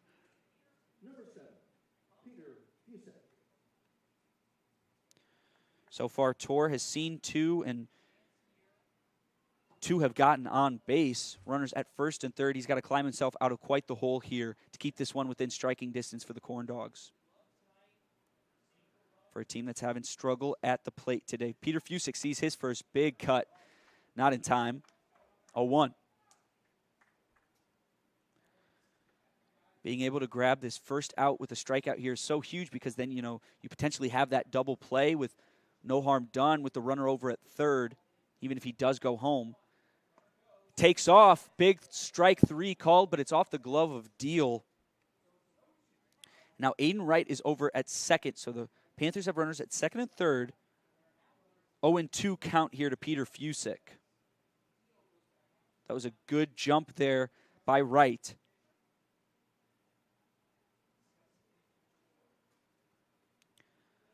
He was going as soon as it was released by Tor. Haven't seen any contests over at first from Tor. But he could grab a strikeout here. His first on the day. 0-2. Infielders playing in just a bit. Here it comes. That's outside.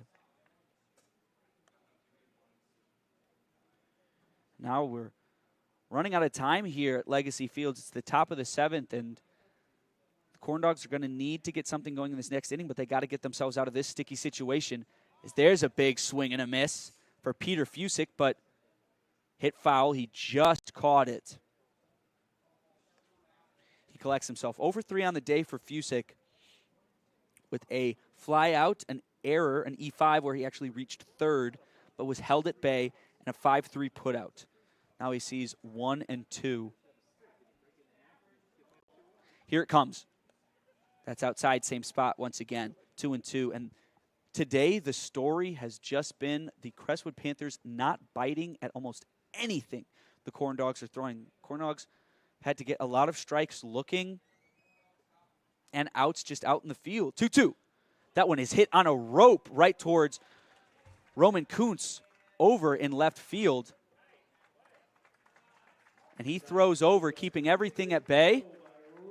And that is a great play by Roman Kuntz over in left.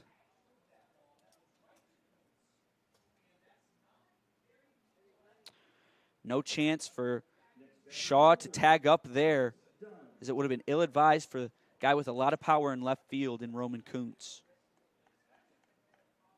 Hobbs Dunn up to bat. Today, Hobbs Dunn is still perfect. 1 for 1 with a walk, hit by pitch, and a single. So that one's fouled straight back. A hit here could potentially score 2 for the Panthers. That would spell doom for the Corn Dogs. But defense has been coming in clutch tonight with that almost double play in the last inning. Here comes the 0-1. Strike 2 called. That one was low. Now Dunn's behind, 0-2.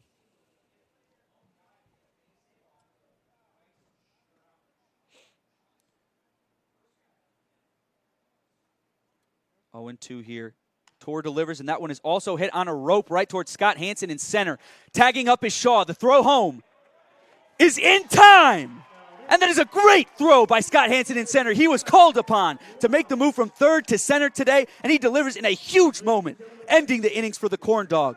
They've got some momentum. It's still tied here 2-2. We head to the bottom of the 7th.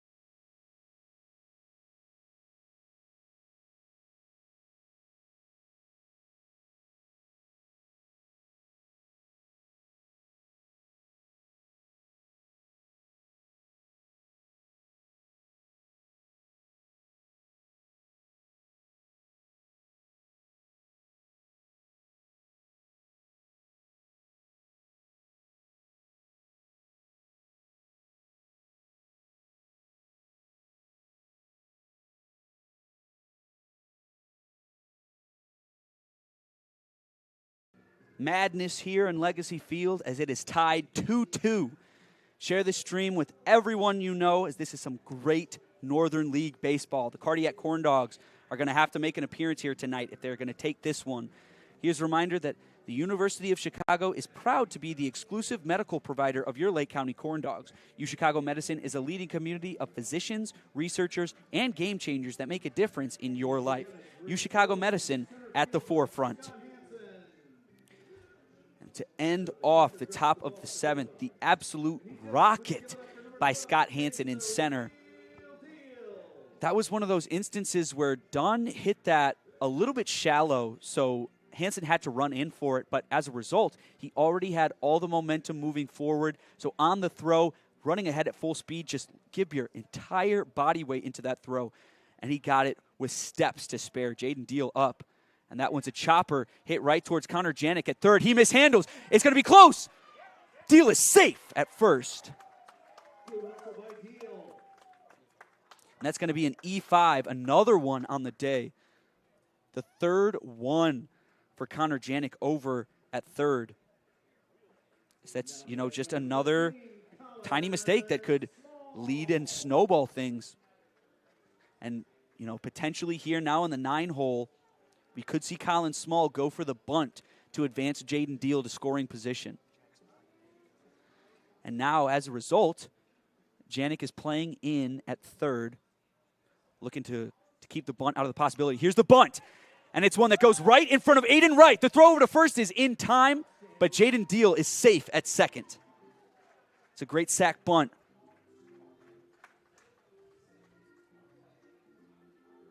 Now batting number 22, Carter Sakamoto. So after the sacrifice bunt from Colin Small, Jaden Deal is in scoring position for Carter Sakamoto. And Sakamoto, who's been on the bad end of a slump, could hit a big shot right here and really erase everything before that pitch from Cook. It's just off the corner. 1-0, a good take by Sakamoto. Sakamoto taking some deep breaths at the plate, trying to relax himself here. A big spot, bottom of the 7th inning, tied at 2. And here's Noel.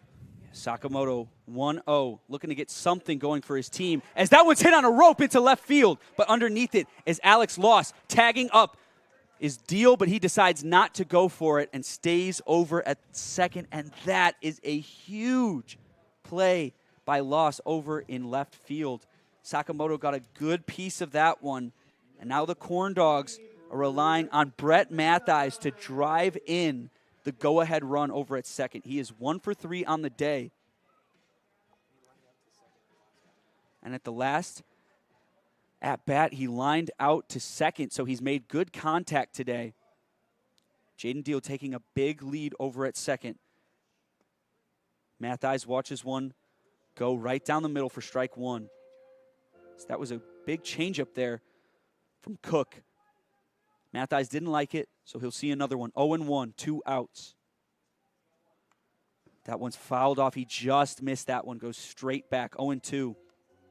And now the mind games begin as you've got to keep this at-bat alive. If something's coming and you don't like it, but you think it could catch the strike zone, you got to foul it off.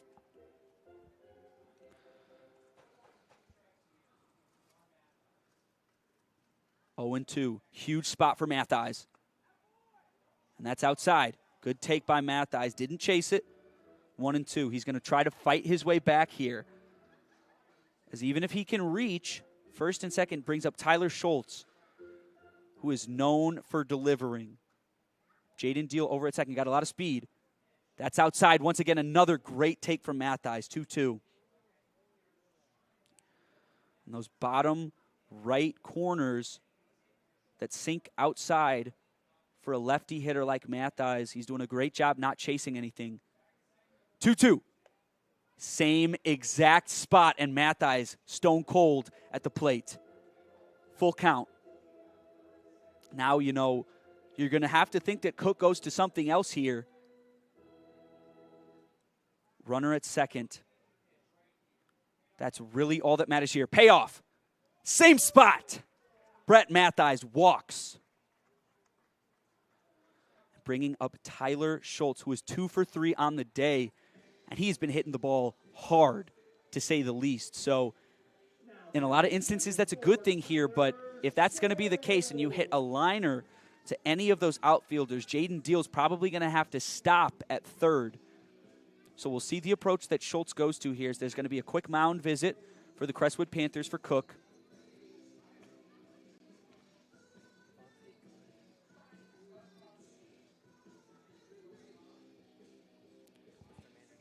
Devontae Glenn, manager of the Crestwood Panthers, having a word with his righty, James Cook.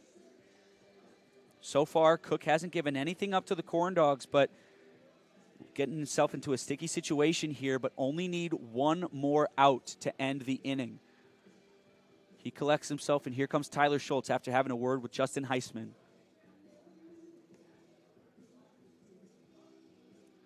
On deck is Roman Kuntz, who's having a great day so far. 2 for 2 and a walk. He's reached base every at-bat today, except on that first single he hit. Technically, it ended the inning with Matthijs being thrown out at home. Tyler Schultz up in a huge spot for the Corn Dogs. Runners at first and second still tied 2-2. Cook throws his first, and that's a great take from Schultz. That one's outside, breaks just a bit too much for Cook.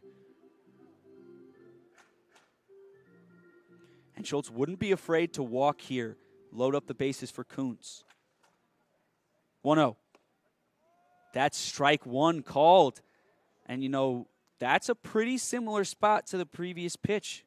Borderline on the outside. 1-1 to Schultz. Runners at first and second. Any errant pitches here, they'll advance to second and third, try to get into scoring position. And that one is popped up. Maury Garrett's right underneath it, and he gets the out. Corn Dogs unable to make anything out of Jaden Deal over at second.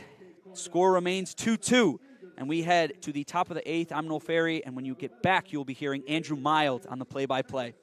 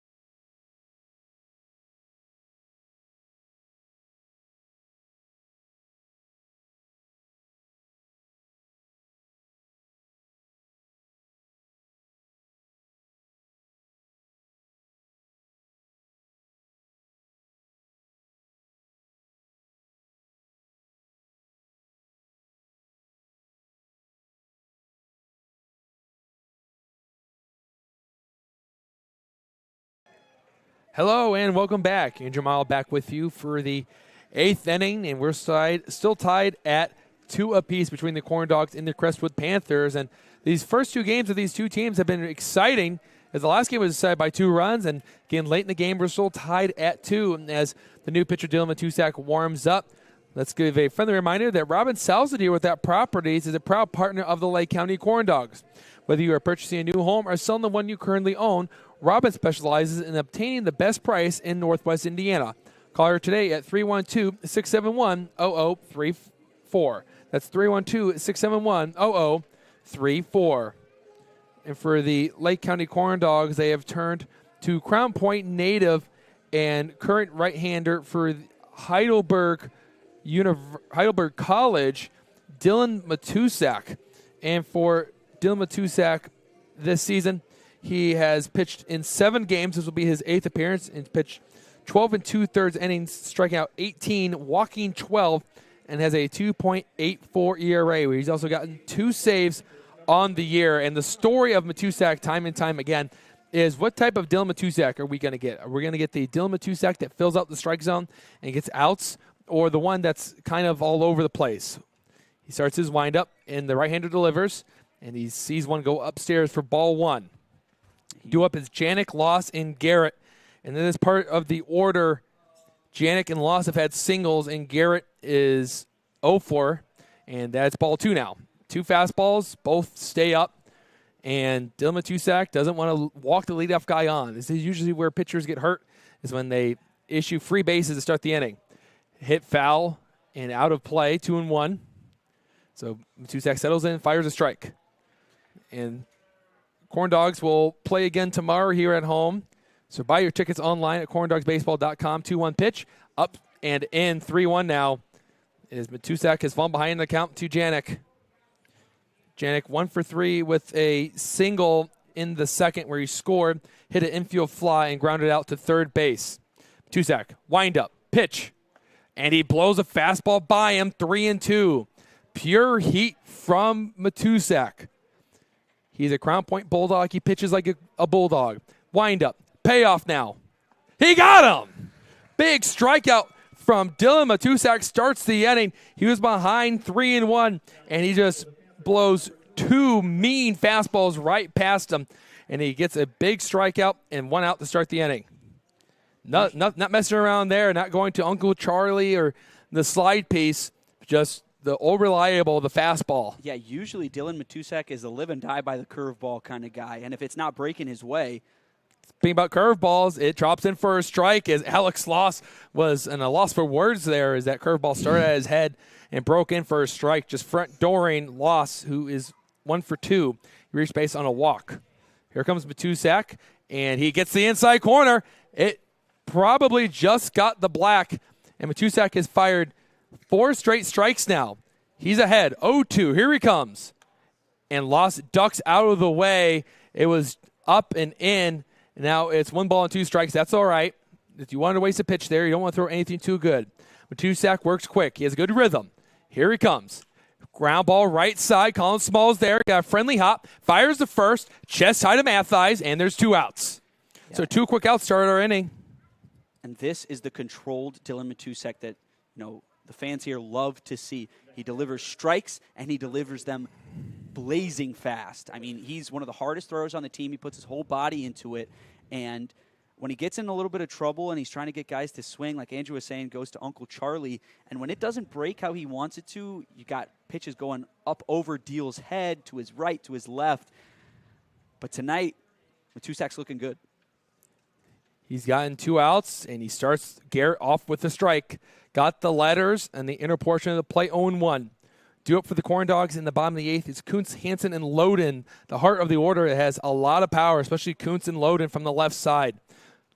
Matusak's the right-handed pitcher. He fires, and it's a little low, 1-1 now.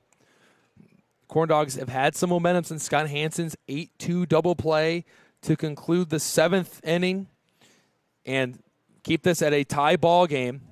Matusak, relief pitcher, goes into his windup, and he throws a ball for the second ball in this count. And the throwback from Deal gets past him, and that's going to really take Matusak out of his rhythm. He likes to work quick. He hits the baseball, gets his sign, and next thing you know, he's already going into his windup and going down the mound and firing strikes. Corn Dogs and Panthers playing in front of a good crowd here on a beautiful Friday evening as the sun is set, all lights. Matusak fires. Pop-up right side. Brett Mathies, it's playable for him. He got it. 3 outs. Dylan Matusak comes in, does his job, and we go to the bottom of the 8th, still tied at 2. Noel, here we go. This is going to be fun. Corn Dogs 2, Panthers 2.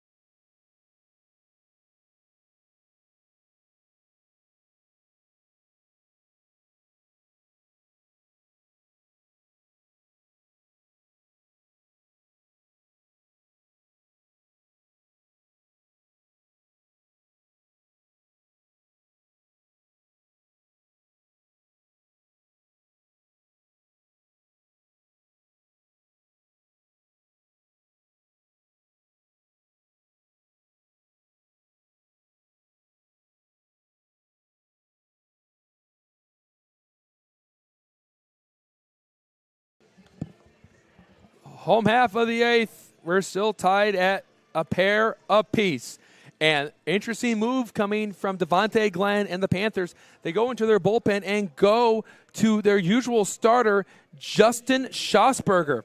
Schosberger is 3-1 with a 3.85 ERA. This is his second relief appearance on the year where he struck out 29 over 18 2/3 innings. His last appearance was against the Corn Dogs on the 15th, where he went 1 inning and allowed 2 runs on 3 hits, 2 strikeouts. He's in his windup, goes down the mound, and Kuntz takes a fastball for ball 1. So Kuntz, Hansen, and Loden are due up. Schosberger was tagged in his last appearance against Lake County. And a pop-up left side. Who wants it? It looks like Janik wants it, and he makes the play. He caught it right in front of Aganiga, who went down to an E, and Schosberger gets a pop-out to the left side to start the inning as he beat Roman Kuntz with the inside fastball. That's the first time they've been able to retire Roman Kuntz in this game. Kuntz goes to 2-3, also reaching on a walk. And this is a bat that the Corn Dogs would like to get going. Scott Hansen, he's 0 for 3 with 2 fielder's choices and a ground out to second. He's also scored a run. Schosberger delivers, and he gets the outside corner and strike 1. Kind of interested to see why the Panthers went to Schosberger in this spot, but they must really want to win this game. Schosberger steps off the mound and then resets. Hansen doesn't exit the box. He's ready to do battle with a right-hander. Here comes Schosberger, and that's a really good pitch. It just snapped off and hit the corner, and it's now 0-2. Schosberger is a bulldog mentality. He has the ball, and he's ready to go. Here comes the right-hander again. That's up and in, 1-2. Good take from Hansen. He thought about it, and this might be a good time for Schosberger to go back to the slider, as both teams have gone to bulldog mentality type guys that just want to keep throwing the baseball and getting outs. Schosberger delivers. Outside 2-2. It was that slider. It wasn't as sharp as the first one, but I don't know if I've seen too many pitches that are as sharp as the first slider from Schosberger in this at-bat. 2 balls, 2 strikes, 1 out, bases clear. Here comes Schosberger. Ball 3. Scott Hansen's got good speed. If he gets on base, you may see him take off. Doug Loden is on deck. Doug has 2 RBIs. He's 1 for 2 as he delivered the game-tying RBI. 3-2. Call ball 4. That one was close. A stone-cold take by Scott Hansen. The reason why you say it's a stone-cold take, because most people that were alive would swing at that. And Scott Hansen watched that pitch go right by. It's almost he had no pulse. And here comes Doug Loden and some great speed. Doug Loden may get a chance to bat with the runner in scoring position if Hansen takes off and tries to steal second base. He's already done that back in the second. Schosberger lost that battle to Hansen, trying to reset here against Doug Loden. And that's inside. And Loden gets a nice stare to Schosberger as he goes over to the right. That was a fastball by his knees. Doug Loden didn't like that at all. It's almost as if Schosberger was trying to get him off the plate. Doug Loden is ready to go now. Set at the belt is Schosberger. Hansen is over, and that's a big swing from Loden. He just missed the fastball, 1-1. Yeah, I have a feeling here Loden is going to be swinging for the fences at bat. After that. It's got a lot more interesting after that. Yeah, it's gotten pretty feisty now. This is a competitive game. If I'm Schosberger, I'm not throwing this anywhere near the plate. May see Doug Loden reach out of the zone. That's what Noel Fair is trying to allude to. Loden clobbers one into right field. This one should stay in play because coming in from right is Fusick, and there's 2 outs now. Loden just missed it. He got underneath it by a few inches, and there's the second out for Schosberger and the Crestwood Panthers. And Hayden Matulik, who is 0 for 3 on the day with 2 E5 in a 6-4-3 double play, is been struggling a little bit. And if he could deliver a big spot here, a ball in the gap could score a run as Hansen with 2 outs would be taken off on contact. And he has good speed. Here comes Schosberger, and the first pitch is low. So this has been a competitive game. That's why Doug Loden looked at Schosberger the way he did. Both these teams really want to win here tonight at Legacy Fields in front of this big crowd. Schosberger, long pause, pitches, and he misses down and in, 2-0. So Matulik's ahead. This is what he wanted to do here. He wanted to have a nice, calm at-bat and force Schatzberger to throw one over the middle of the plate so he can try and crush it somewhere. Schatzberger works in the middle of the mound. He fires the pitch, and it's little below the knees, 3-0. Schatzberger is just missing. He's not happy. He saw a decently sized strike zone to start the game, and as we're getting later into the game, it's gotten a little bit tighter. 3-0, 2 outs. Pitch. Called strike one. It was a two-seam fastball, ran in on the inside corner, and it's 3-1 now. But man, every pitch feels like a big moment. I feel like Eminem had a song about that in big moments. 3-1. Called strike two. So Hansen's going to be moving on this pitch. And if Matulik could hit one to the right side into the gap, the Corn Dogs could score. This is going to serve as a hit and run. But the infielders would know that Hansen's moving, so they're going to stay at their positions. 3-2, 2 outs, runner on first. Schatzberger delivers. Just outside, ball 4. Just went around the corner. It was a quality pitch, but a better take from Matulik. And the Corn Dogs have worked 2 walks for Jaden Deal. You really need it from the real deal here. 0 for 3 on the day. Runner in scoring position. No need to go for anything. You've got 2 outs, so the sac fly isn't an option. Hansen's going to stay over at second. Need a base hit here. Deal hits one to the left side. Janik fields it. He's going to go to first base, and his throw is right on the money to Hobbs Dunn. So after getting a 2-out walk from Hayden Matulik, Jaden Deal grounds out on the first pitch. We'll go to the final inning of regulation with the Corn Dogs and the Panthers knotted up at 2. Don't go anywhere. Share this live stream as the Corn Dogs need all the support they can get going into the 9th, all tied.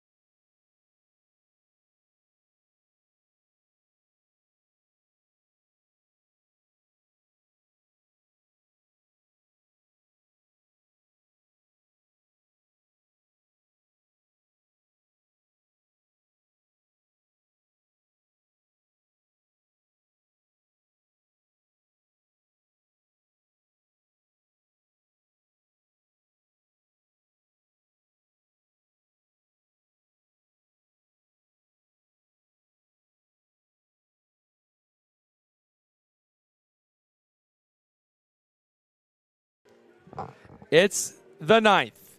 And the Cardiac Corn Dogs are back at it again here from Legacy Field.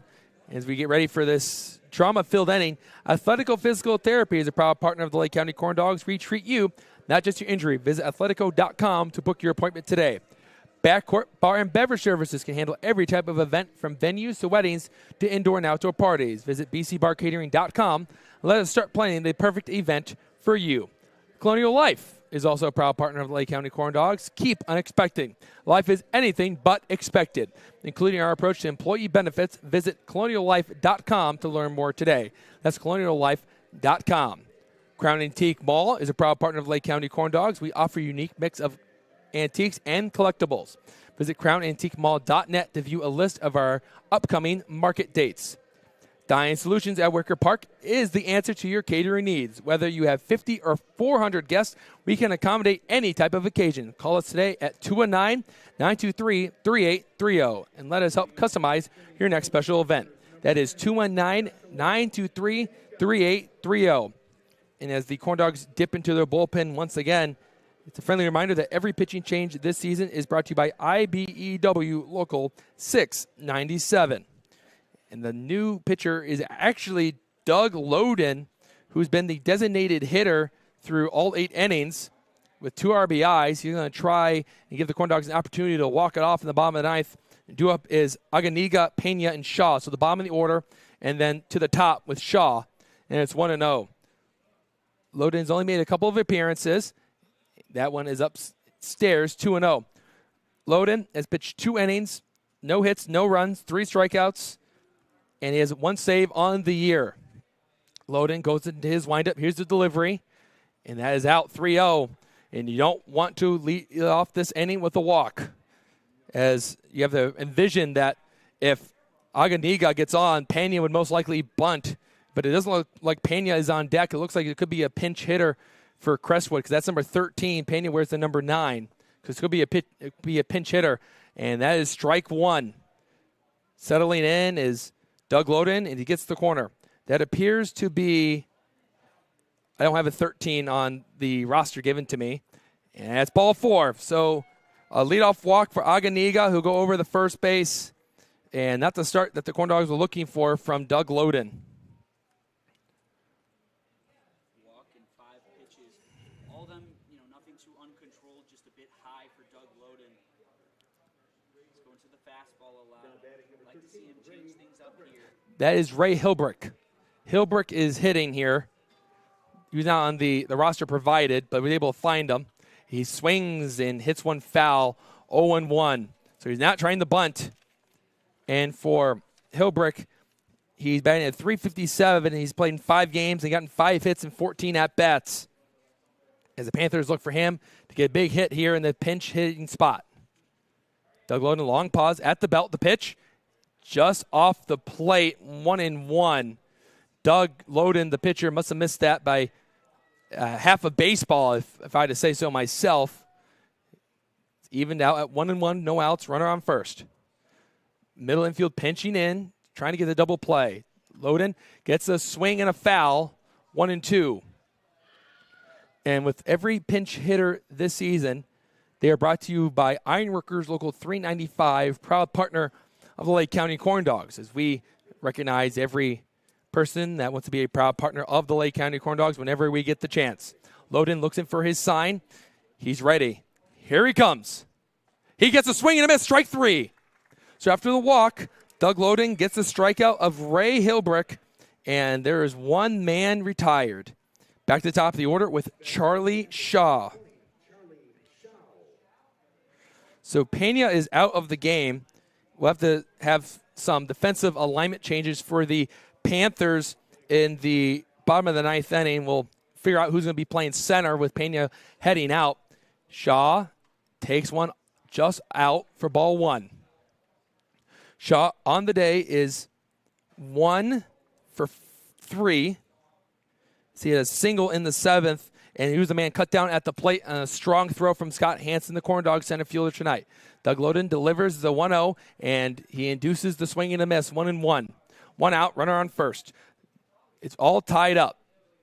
If the Corn Dogs can get 3 outs here and not allow the Panthers to score, the Corn Dogs would have opportunity to walk it off in the bottom of the 9th inning. But they have to do it against Charlie Schassberger. Here comes Loden, and that is a beautiful dotted pitch on the corner, 1 and 2. No doubt. Once it hit the spot, everyone in the stadium started pointing their finger guns over to the right to signify, yes, that was a strike. Loden peers over at first. He gets set, just slightly close. The runner thought about going, and Doug Loden back-to-back strikeouts. 4 eyes, 4 seamers, 2 strikeouts. Aiden Wright is now the last man standing from the Corn Dogs possibly walking this off in the bottom of the 9th. The Corn Dogs have 1 win via the walk-off. That was against the Southland Vikings, which feels so long ago, because that was towards the beginning of the month. I want to say that was the 3rd game of that trilogy of cardiac games. Doug Loden throws the first pitch, and Jaden Deal has to go down in the dirt and pick it up for ball 1. Aiden Wright, 0 for 3 with 2 Ks, a pop-out, and a walk where he stole a base. He's the catcher for the Panthers today. Doug Loden, is just blowing the fastball right by these Panthers. He throws it back 8 and right, 1-1. Doug talked about his velocity, and he's showing it here. Nobody can catch up to him today. Doug Loden started the year not being able to pitch off a mound due to an arm injury. He's been looking mightily good right now. Called strike 2. Out of portion at the knees. That is a pitcher's pitch, to say the least. Doug Loden might strike out the side. The Corn Dogs in the bottom of the 9th are going to be up with Colin Small, then the top of the order. But we'll see if Justin Heisman goes to pinch hitters in the bottom of the 9th. 1-2, 2 outs. Here comes Loden. Ground ball to the right. Colin Small picks up on the hop, gets the first. He got him. Doug Loden leads off the inning with the walk, gets 2 strikeouts and a ground ball for Colin Small, who will lead off the bottom of the 9th. All it takes is 1 run, and the Corn Dog could celebrate their 17th win on the season. Don't go anywhere. You won't want to miss this. Corn Dogs 2, Panthers 2, bottom of the 9th. Let's do it.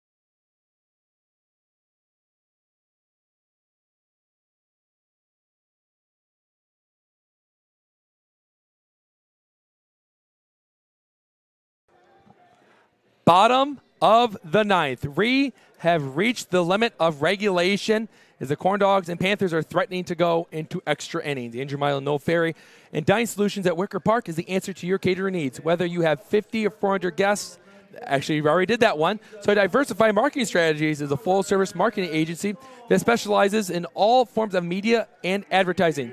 Are you ready to start a project with DMS? Visit us at thinkdiversified.com. And here we go. Due up, Small, Sakamoto, Mathis. Small steps up to the plate against Schossberger. Schossberger delivers the first pitch. Small is late on the fastball, inside corner, 0-1. Small, who is trying to get on base any way he can. He's got some good speed. When the Corn Dogs did walk it off against the Vikings, it was Colin Small that scored on the walk-off walk. Slider, just off the plate, 1-1. That was a good quality pitch, but Small always has some good awareness at the plate. He evens it out at 1-1. Schossberger delivers the 1-1. It's in the dirt, 2-1. Colin Small on the day is 0 for 2 with a sac bunt. And it was that bunt heard around the Northern League in that Vikings game where he got on base after he thought he got hit by a pitch. The 2-1 pitch is called ball 3. Colin Small has a relatively small zone, and Schossberger is just missing. And Schossberger, not happy with the calls, already peering over his glove. No shot where he's going to go to here. 3-1 pitch. That's strike 2. It was right down the middle, right down Broadway, and this could set up this sets up a big pitch. Small gets on base. You have some good speed in the walk-off run. A strikeout would get a big first out for Schossberger and send back to the top of the order with Carter Sakamoto, who is 0 for 4 on the day. Small, Schossberger, payoff pitch is on its way. And Small is down on strikes. It was a half-hearted attempt by Small, and he's the first strikeout for Schossberger in this appearance and the first out of the bottom of the 9th.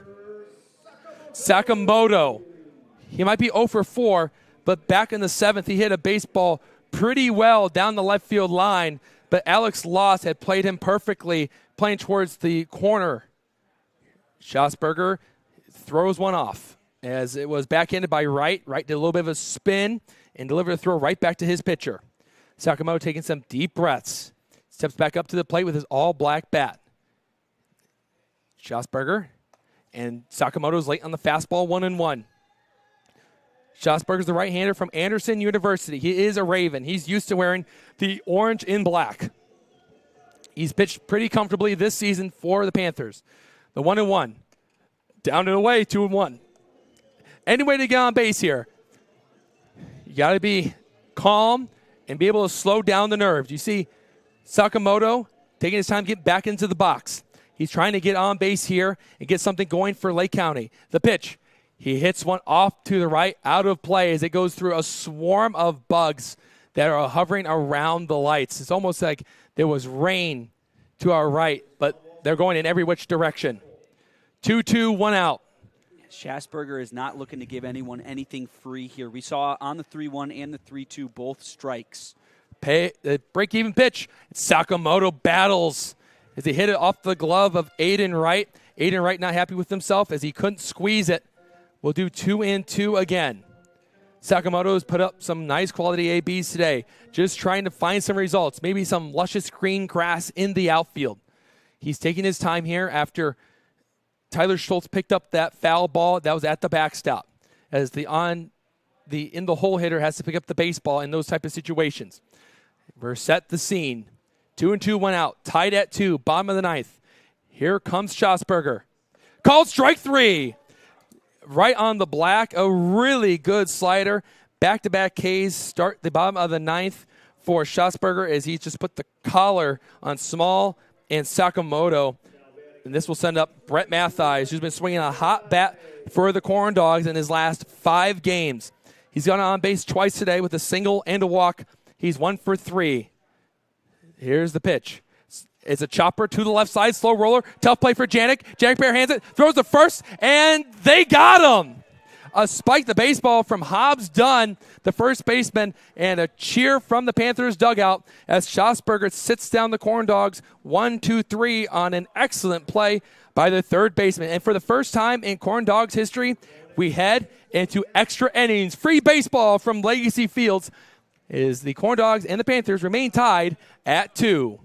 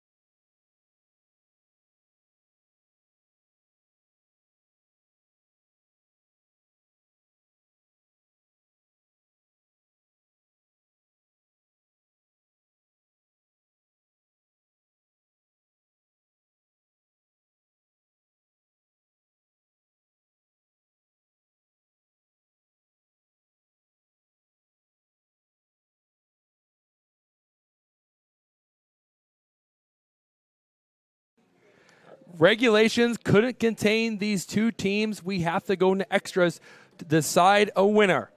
But for Doug Loden and the Corn Dogs, they're going to have to face the heart of the Panthers order with Peter Fusick, Hobbs Dunn, and Connor Janik. And before Doug Loden can fire the first pitch of extra innings, we'll look at around the Northern League. Joliet and Chicago are in a slugfest, 12-9, Joliet leading in the 8th. Oilmen lead the Vikings 9-5 in the bottom of the 8th at Oil City. They're 3 outs away from a win. Loden fires, and the first pitch in extra innings in Corn Dogs history is a called strike on the outside corner. And the Panthers and the Corn Dogs, of course, are tied at 2 in the 10th. 0-1, and it's pulled out of the zone 1-1. And no, in all the games I have called at this ballpark through Babe Ruth and state tournaments, Ohio Valleys, 1-1, hit off to the right and out. This is the first time I've ever seen that scoreboard go to 10 innings because in Babe Ruth it's only 7. So I think the furthest game I've ever gone to was 9. So I've seen the whole board filled but never go into the 10th. So this is weird for me to look up and see a 2-2 score but a blank canvas. Well, this is where heroes are made. Doug Loden delivers the 1-2. And he got him at the knees, outside corner, called strike 3. That's now 3 punch-outs for Mr. Loden and the Corn Dogs, and there's 1 out to start the 10th. History is being made here at Legacy Field. The first time the Corn Dogs have ever went beyond 9 innings of regulation. Doug Loden faces Hobbs Dunn, who's had a good day at the plate for Crestwood. He will take one off the plate for ball 1. This is drama, but going back to the scoreboard, Noel, I think that blank canvas kind of signifies what this game has turned into. 1-0. And that one is a called strike, inside corner, 1-1. Dunn couldn't believe it. 1 out, no run on base. But everything beyond the 10th inning really doesn't matter now. Swing and a miss. A nasty changeup from Loden. It's 1-2. And what I'm trying to say is it's basically a no-run ball game. It's basically back to 0-0. Exactly. We've reset through 9 innings. It's going to come down to just one big play. Down in the dirt, past Jaden Deal. 2-2 is the count to Hobbs Dunn here. Dunn is 1 for 2 with a walk, a hit by pitch, a single, and he hit into that 8-2 double play. So he hit one to Scott Hansen, and Hansen fired a bullet from center field to cut down Shaw at the plate. Loden fires, and foul ball. Dunn had all his momentum going to his right, and he swung and fouled it off to the left as it goes over the Corn Dogs dugout. And the Corn Dogs have a pitcher moving around in the bullpen. It appears to be a right-hander. The Corn Dogs had a lot of pitchers available tonight. This one's hit hard into right field. Moving in is Matulik. Matulik dives. He can't make the play. It kicks out in front of him. Colin Small's there. Small's going to fire in the second. Schultz is there. And they got him. That is a great play by Colin Small as Hobbs Dunn tried to extend his single into a double. And they cut him down for the second out. And Colin Small, he can still do it all, even from shallow right field. That's just ill-advised base running there. You didn't need to go for the extra there. Get on base. You've done your job, and just stay there. The ball didn't even really move into an area where there weren't that many players. It was great hustle by Small, but I don't know about that. Doug Loden catches a break. He's got 2 outs now, and he throws one up the ladder. And this at-bat to Connor Janik starts off with a ball, 1-0. Janik is 1 for 4 tonight with his single, infield fly, ground out, and strikeout. He hasn't batted since the 8th. He struck out swinging against Matusak. Popped up behind home plate, and it will find its way into the stands just to our left. 1 ball and 1 strike. And if you have tuned in through the entire game that started at 6:59 as we are approaching 3 hours of play, give yourself a round of applause. Pat yourself on the back. You can truly call yourself a true Corn Dogs fan. Doug Loden goes into his windup, and he delivers. That's a strike. No doubt about that one. There's a cross over the plate. 1-2. Doug Loden trying to pitch his second consecutive scoreless inning and send us to the bottom of the 10th. Give the Corn Dogs another opportunity to win. The 1-2, just outside. Loden pulled that fastball just off the corner. 2 balls, 2 strikes, 2 outs. 2-2 game. There's 2-2s all over the board. Can Doug Loden pick up his second strikeout of the inning and 4th in the appearance? He winds up. He fires. That is down low. That's ball 3, is it not? That is ball 3. That's ball 3. Yeah, that's ball 3 as the home plate umpire is now signaling to Janik. And Janik is taking off his gloves and getting situated over at first, and he just realized that it's a full count. Noel Ferry here with the point streak. I technically stand as the official scorer. Yeah, I immediately looked over my shoulder to see what you had, and you had 2-2. That is 100% ball 3. Just want to make sure I wasn't crazy. Sometimes things enter my mind and filter their way out.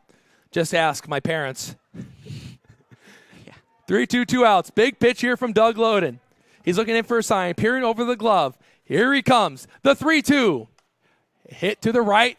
Is it playable for Mathias? He's staring at it. It's over the lights, and it hits the top of the Panthers bullpen. And as we look into the bullpen, it looks as though Schausberger will continue pitching for the Panthers. And if Doug Loden can get this third out here, 2 up for the Corn Dogs would be 3, 4, 5. Schultz, Kuntz, and Hansen in the bottom of the 10th. We're going to do 3-2 again. Here comes Loden. Ground ball left side. Sakamoto waiting on it, and he pulled up his glove too early. He waited on it for too long.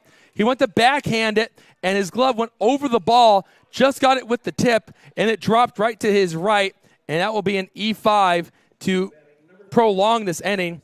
Janik now is 1 for 5 in this game, and Alex Loss will get a chance to come up in a big spot. Yeah, in that instance, Sakamoto's standing still there as the ball's coming towards him. You would like to see him attack the ball. They always say, play the ball, don't let the ball play you, and that just didn't happen there. Doug Loden will reset and fire a strike to start off in that bat to Alex Loss. Panthers and Corn Dogs have just been in a dog fight tonight. Doug Loden delivers, and it's down low, 1-1. It was trying to go for the inside corner. Jaden Deal kind of caught it awkwardly as he was lined up outside, and it's 1-1. The runner at first base is Connor Janik. Doug Loden sets at the belt. He gets a foul ball off to the right, 1-2. Loden doesn't go to a slow gather. He just takes a step and goes down the mound, and he really works on that a lot with him throwing a football before every game. And that's what Nolan Ryan would do. So if you want to be a potential pitcher, grab a football and start tossing it around. You don't always need to throw the 6-ounce white ball. Doug Loden needs an out here. Will you get it? He does! Strikes him out. That's his 4th strikeout, and that concludes the top of the 10th. The Corn Dogs will get another chance to walk it off right here. Let's go to the bottom of the 10th. Don't go anywhere. Share this. Get as many Corn Dogs fans on this feed as possible. It's been a fun one. Let's see if it ends here. 2-2.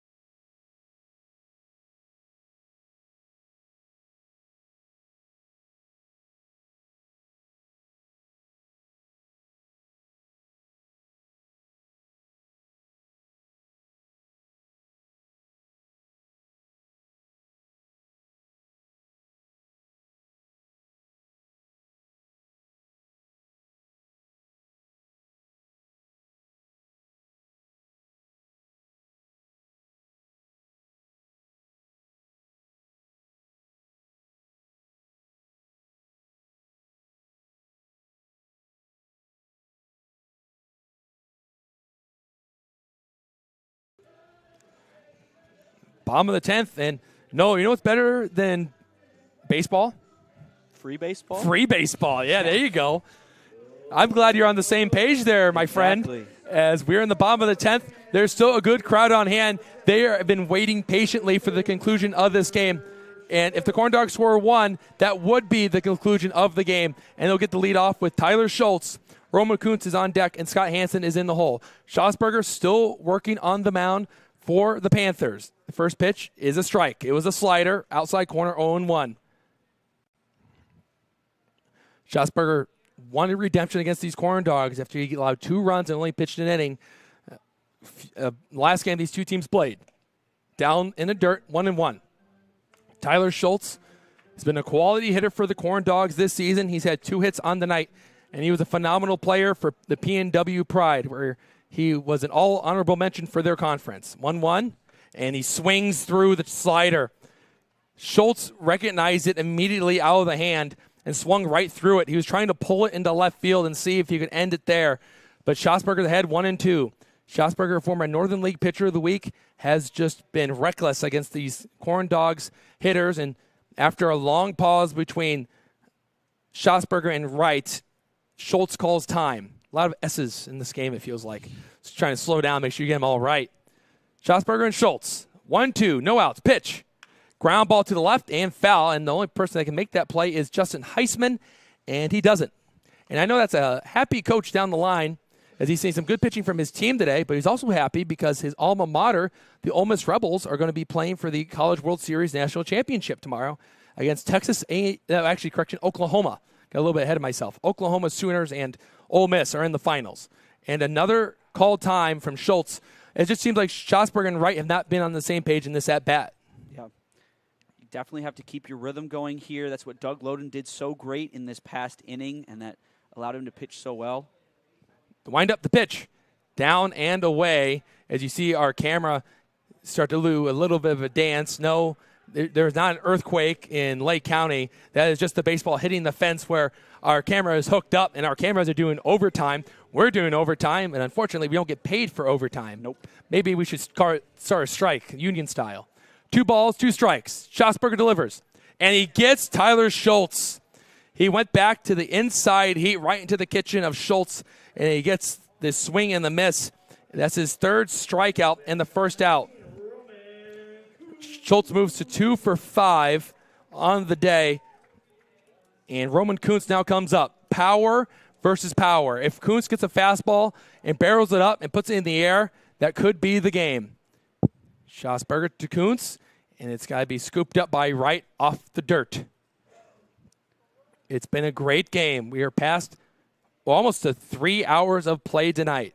The pitch, Kuntz swings and hits the top of the baseball. It bounced off home plate and went over to the right side. 1 ball, 1 strike, 1 out. It takes 1 swing.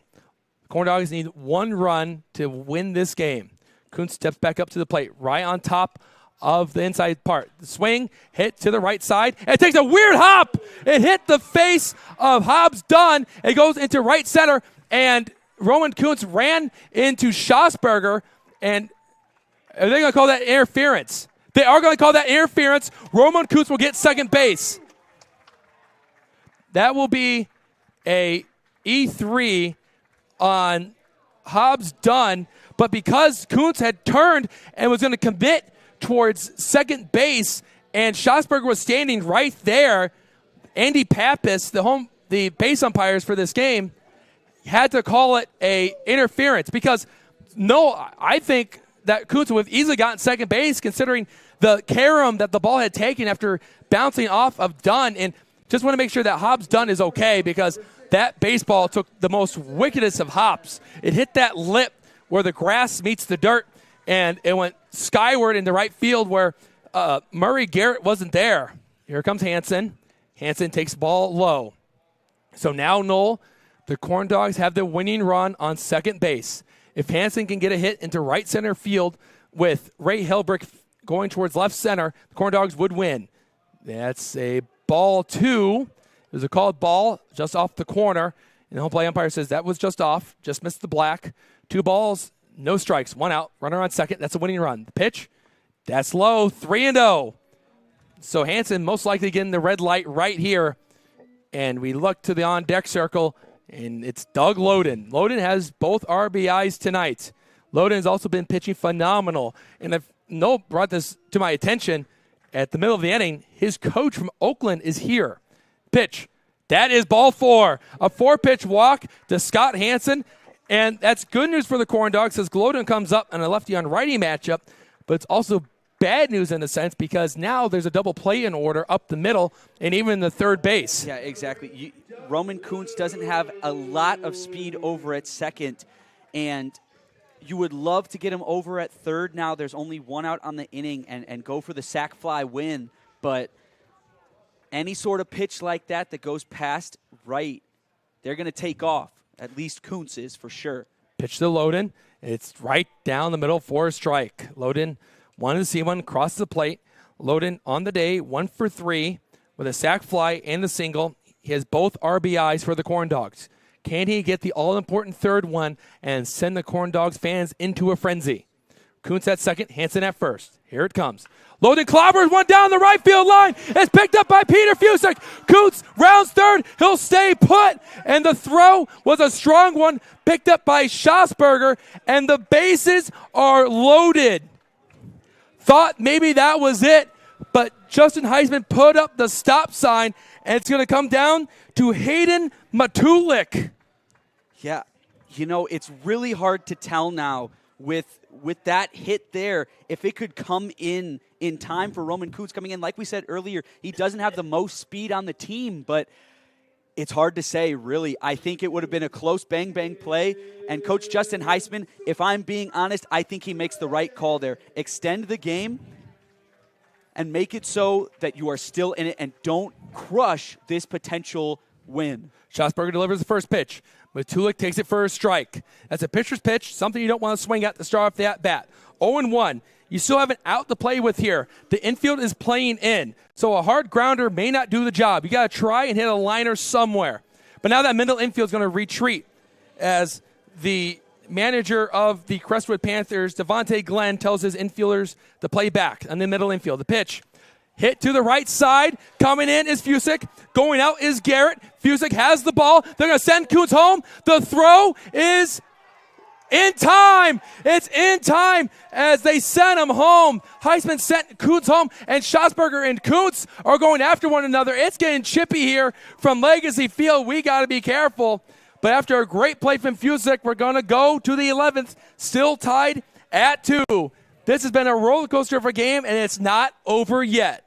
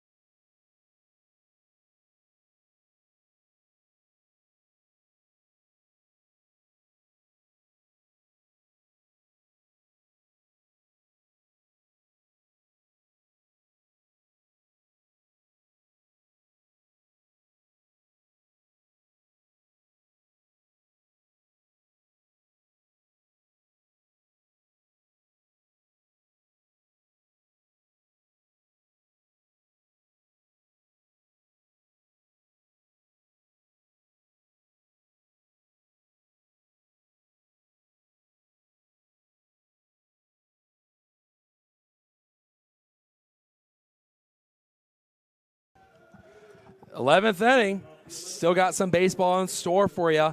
And the Corn Dogs are going to turn to Jorge Santos in this spot.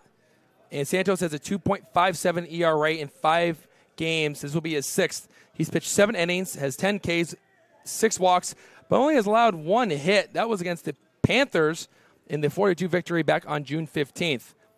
So in every pitching change this season is brought to you by IBEW, Local 697, proud partner of the Corn Dogs. Santos fires the first one. It's a little low. Ball 1 to Maury Garrett. And this is the first time, though, that my book that is made by Bob Carpenter, the voice of the Washington Nationals, has reached the limit of 11. So I don't know what I'm going to do. 1-0. That's a strike called. Okay. A little bit of delay. Just had to make sure. But due up is the bottom of the order. Garrett, Aganiga, and Hilbrick, who's hitting in Pena's spot. And the Corn Dogs would have Deal, Small, and Sakamoto. And for anyone that's wondering what's going on here, foul ball to the right 1 and 2. With Doug Loden coming in to pitch for himself, the DH has been eliminated from the game. So Santos would now hit in Doug Loden's spot, which is the 6-hole, but Doug Loden was one of the players left on base to end the inning after the 9-2 double play for another throw of home plate. We've seen 2 tonight. It's been fun. 1-2 pitch, that's out, 2-2. Actually, correction, there's been 3 tonight. Been 3 throwouts at home from the outfield. So the outfielders brought their cannons tonight. They're attached to their right arms and prolonged this game to go even further. 2-2 to Garrett. Santos delivers, and they check swing, and he definitely went. He broke the plane, and he's a strikeout, and that's Jorge Santos' first casualty with the strikeout. Santos, another guy just like Matusek, who really puts his whole body into it, and that can lead to some control issues mostly, but Santos has been a great reliever and closer for the Corn Dogs so far this season. Yeah, walks have been really the story of Santos, but when he's in the strike zone, he can be a tough pitcher to face, as he has shown to throw off a really good curveball he was telling me about, and we've seen a couple of hitters be fooled from the pitch. 1-0, Santos delivers, and he throws one in about the same location to Joshua Aganiga, 2-0. Aganiga 0 for 3 with a walk. Is he struck out looking, grounded out, and hit into a fielder's choice. Santos closed off on the mound, and that's going to be a strike. 2-1 now. Bomb of the strike zone at the knees. Fans are going to be on the edge of their seat for every at-bat, it feels like, for the rest of this game. 2-1. That's out. 3-1. This isn't football where it's going to be a tie at the end of a certain amount of time. And for basketball, I mean, a couple of turnovers here, you don't get the same amount of shots. That's the fun part about baseball. You get the equal amount of at-bats, equal amount of opportunity. And there's a big swing and a miss from Aganiga, 3-2. This will set up a pressure-filled pitch, but it feels like every pitch has a little bit of pressure to it, as it has some big play implications for the rest of the game. Santos delivers the 3-2, and that's ball 4. He missed up and away. Santos didn't get on top of the fastball, let it stay up, and Aganiga will work his second walk of this night's game. It was an evening game, but we have surpassed the 3-hour mark and 6 minutes, and it's just been a fun day of baseball. Back to the top of the order with Shaw. Actually, it's Hilbrick. Hilbrick late on the fastball, 0-1. Hilbrick is 0 for 1. He came in the pinch hit for Pena in the 9th, and he struck out swinging against Doug Loden. He's also a lefty that stands right on top of the plate, a lot like Roman Kuntz, who's out in left field for the Corn Dogs right now. Curveball buzzes the tower, 1-1. Santos has that teal glove, and also, let's say there's a mixture of pink in there. It's a very vibrant type of glove that Santos works with. Like he stays closed off. Earlier. Pitch, and that hits him. And now the Panthers will go to the top of the order with Shaw and have a runner in scoring position.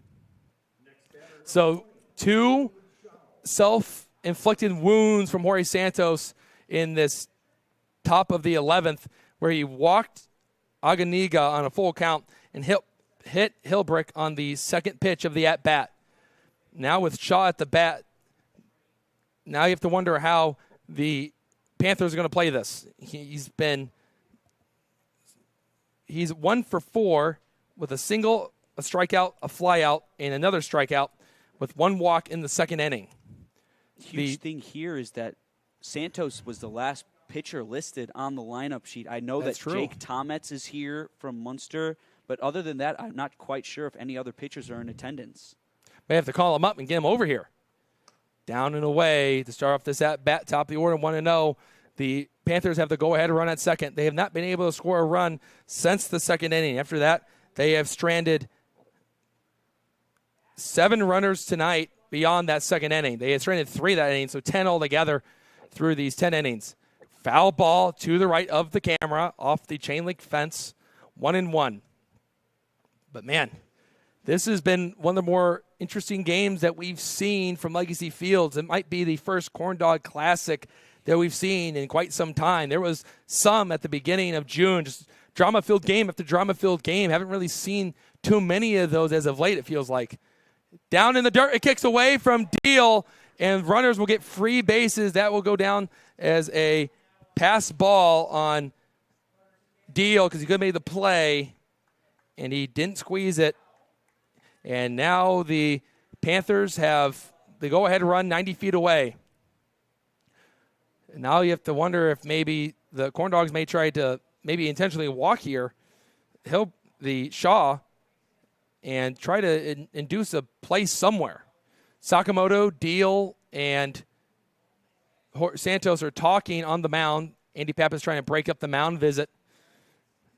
It's starting to get a little humid, too. You can start to feel up here in the booth ourselves as some of the fans had to use some of the David Gladish Law Office's fans that were provided when they were here at the beginning of the season just to get the sweat off. But, the Corn Dogs and the Panthers are both sweating bullets. So are the fans still in attendance, waiting to see how this game will play out. Infield playing in just in case there is a ground ball. Santos delivers. It gets past Deal to the backstop, but it kicks right back to him. Some great awareness from the runner at third, Aganiga, to retreat back to his station. And it's 3-1 as Santos falls behind in the count. Looks like that one slipped right out of his hands. If we were just talking about how it's become a hot, humid night, and Santos just left it stay up, and it just sailed. It didn't hit anyone or anything, just that padded backstop that was just applied earlier in the year. 3-1, hitter count pitch. That's strike 2 called, and Shaw is not happy about it. He dropped the bat, was going to start walking up the line, and he couldn't believe that was going to be called strike 2. But that one was close. Well, I think there are occasions where doing that is appropriate to get it, but that was pretty clear, I think. I think that one wasn't too arguable.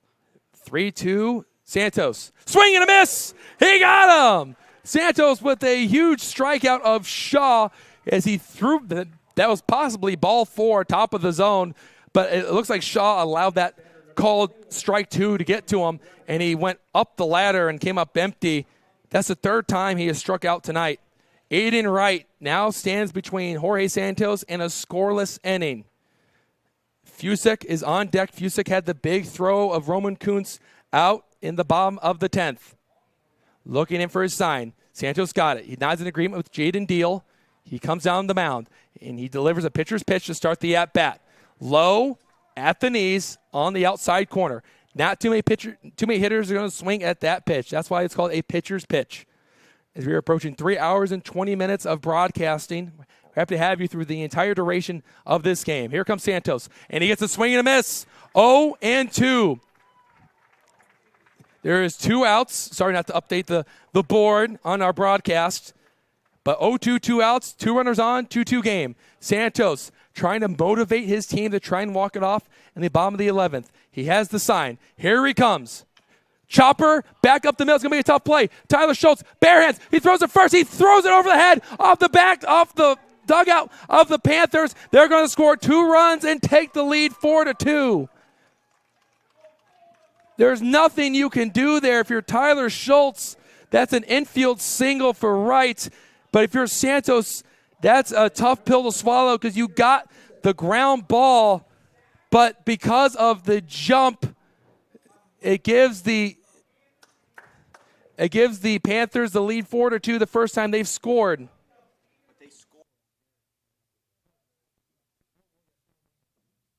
So 1 run will score off the E3, and there's a cross up there. Deal had to pick that one up, 1-0. So 1 run scores for Aganiga, but then because of the wild throw, Hilbert is unearned because he got to home. He would have been staying at third if it was a regular throw. And it's 4-2. This was the final score of the last game. And for the Panthers, they're in no rush to get Schosberger or anyone else warmed up. Schosberger looks like he's going to come in and try to close the game now and get the win. That's a called strike. 1-1 as Santos is now on the hook for the loss, even though he did everything right besides 2 walks and a hit by pitch. But because of the hop that went off the dirt in front of home plate, off the end of the bat to the right side from Fusick, coming in is the Matulik. Matulik's going to throw it over to third. It's going to get blocked up by Sakamoto, who's their catcher by trade. And there's another single for the Panthers and have a runner on third base with 2 outs. Another one that's just off the end of the bat that found its way into the outfield. That's really a heartbreaker because it's the one swing of the bat, one throw, and that error proved to be the difference in today's game. There were so many of them by both sides in the infield tonight. So many errors, and the little mistakes piled up, and here we are. Hobbs Dunn is at the plate, trying to add another insurance run for the Corn Dogs. Santos sees that one fouled straight back, just missed by Dunn. 0-1 as the Panthers have captured the lead here in the top of the 11th, but the Corn Dogs still have an opportunity in the bottom of this inning to try and come back and tie it up and maybe send it to a 12th, maybe walk it off. It's not over yet. Deal Small and Sakamoto are due up in the bottom of this inning. Hit off to the left and out of play. 0-2 now in this at-bat. And Santos has worked diligently against the Panthers, but it was self-inflicted wounds with the walk and the hit by pitch that come back to hurt him, and a wild pitch that allowed the Panthers to move 2 runners into scoring position. 0-2, looking for a sign of Santos. He stays close, and he works, and he gets another foul ball as the Panthers have really lived off that today. Just keep fouling off pitches and trying to find one that you like. But these Corn Dogs pitchers have really had to stay resilient tonight. Probably the hardest they've had to work this season against this Panthers squad, who have had a great approach of trying to see some mistakes from the pitchers. Santos delivers the 1-2. Ground ball right side, Mathies. It hits the bag down the line. It hits the bag, scoring another run will be the Crestwood Panthers, and it's now 5-2 as Mathies was trying to backhand it, and it just kicked off the bag, and that's going to be an infield single, another one for the Crestwood Panthers that drives in another run. And it's really been cracked open here now. Santos had a great opportunity to end it, and now it looks to be quite the challenge here. You know, it's not over till it's over, but you had a great shot to go into the bottom of this 11th inning, still tied. Santos has just found tough luck in the inning, and he muscles up and throws one off the plate, 1-0, just missed inside to Connor Janik, as that's 3 straight hits now for the Panthers that have allowed 3 runs to score in the top of this inning, and they're going to try and get 3 outs in the bottom of this inning. It's ball 2 now, and try to win this game and pick up their first win against the Corn Dogs this season and all time, as this is only the second meeting between the two. And the Panthers would try to gain up a game on the Southland Vikings, who lost to the Oilmen, and on the Corn Dogs. 3-0 now, as Santos has just been exhausted. He has thrown 34 pitches, but as Noel said, Santos is the last pitcher that was on that lineup card that we were given before the game. So Justin Heisman's living and dying with this right-hander. 3-0, and strike right down the middle, no doubt about it. 3-1. An absolute brutal inning. It's really hurt the Corn Dogs' momentum as the Panthers have delivered time and time again, and that's ball 4. Just a little low, and the bases will get loaded for the Panthers, and Alex Loss will come up. He's the last Panther batter to bat in this inning. Everyone else has came up to the plate. They start off with Mari Garrett, who's on deck, and he struck out swinging against Santos. As the stadium has really gone silent after the 2 RBI, or the 1 RBI single from Aiden Wright. Is he didn't hit it hard. He just got the right bounce. Schultz had to make a tough play and just threw it wildly and allowed 2 runs to score. And the swing and a miss, 0-2 now to Loss. And Santos trying to keep this at a 3-run game and hope that his lineup can deliver, as Schosberger's really been able to deliver time and time again since coming out of the bullpen. Santos delivers the 0-2, and that is strike 3 called, but not before the Panthers take a 3-run lead, as they had some big hits in some big moments. They stranded 3 runners, and the Corn Dogs are going to have to try and tie it up or win it here. We go to the bottom of the 12th, 5-2 Panthers.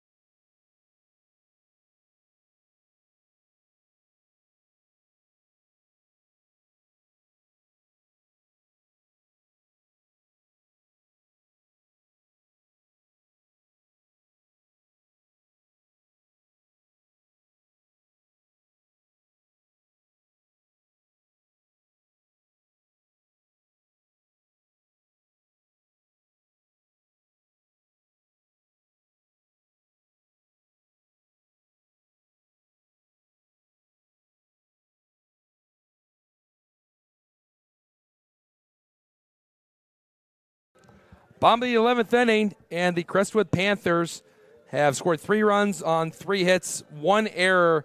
They have 3 men on base. 1 run was not earned towards Santos, and the Corn Dogs are going to have to mount a big comeback against one of the best pitchers of the Crestwood Panthers, Justin Schossberger against Jaden Deal. They need 3 outs. They have 3 runs to play with. Schossberger goes into his delivery and the pitch. And it's off the end of the bat into right field. Hilbert going to his left. He dives, and he can't make the play. And Jaden Deal's going to start at first base. 1 pitch and a hit. And that's Deal's first hit of the game. That's a good start for Lake County. And Colin Small is going to come up. Yeah, Small here, you think, maybe goes to the bunt, but it's not the situation that it was before where you just need one run to score. You got to get on base here and keep things going. Colin Small is 0 for 3 with 2 strikeouts, a ground out, and a sacrifice bunt. He bunts it up, straight up in the air. Going back is right, and right makes the play for the first out. Not what the Corn Dogs had drawn up there, and that is a pop-up to 2, and the Panthers are now 2 outs away from beating the Corn Dogs here at home. Only the Oilmen have been able to accomplish that feat this season. And there's Colin Small going to 0 for 4. Sakamoto is 0 for 5. He's trying to deliver and get the tying run up to the plate. Mattheis, who's on deck, represents that tying run right now. Schossberger is behind 1-0 to Sakamoto. Runner on first is Jaden Deal. He led off with a single into right center. Schossberger delivers. It's clobbered into the air left side. Going out is Janik, the third baseman. Aganiga goes out, and that ball is dropped. It drops between 3 Panther players as that high fly ball went above the lights, and it becomes a really tough play for really any fielder in that situation. 1-1, 1 out, 1 runner on, 5-2 game. Corn Dogs need 3 runs to keep this game alive and try to win it. Schossberger looking into his catcher behind the plate.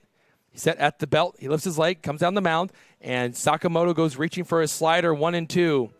So a strikeout here would put the Panthers in a really good spot with 2 outs and the tying run still on deck. And the Corn Dogs would have to try and mount some hits together against a really good pitcher.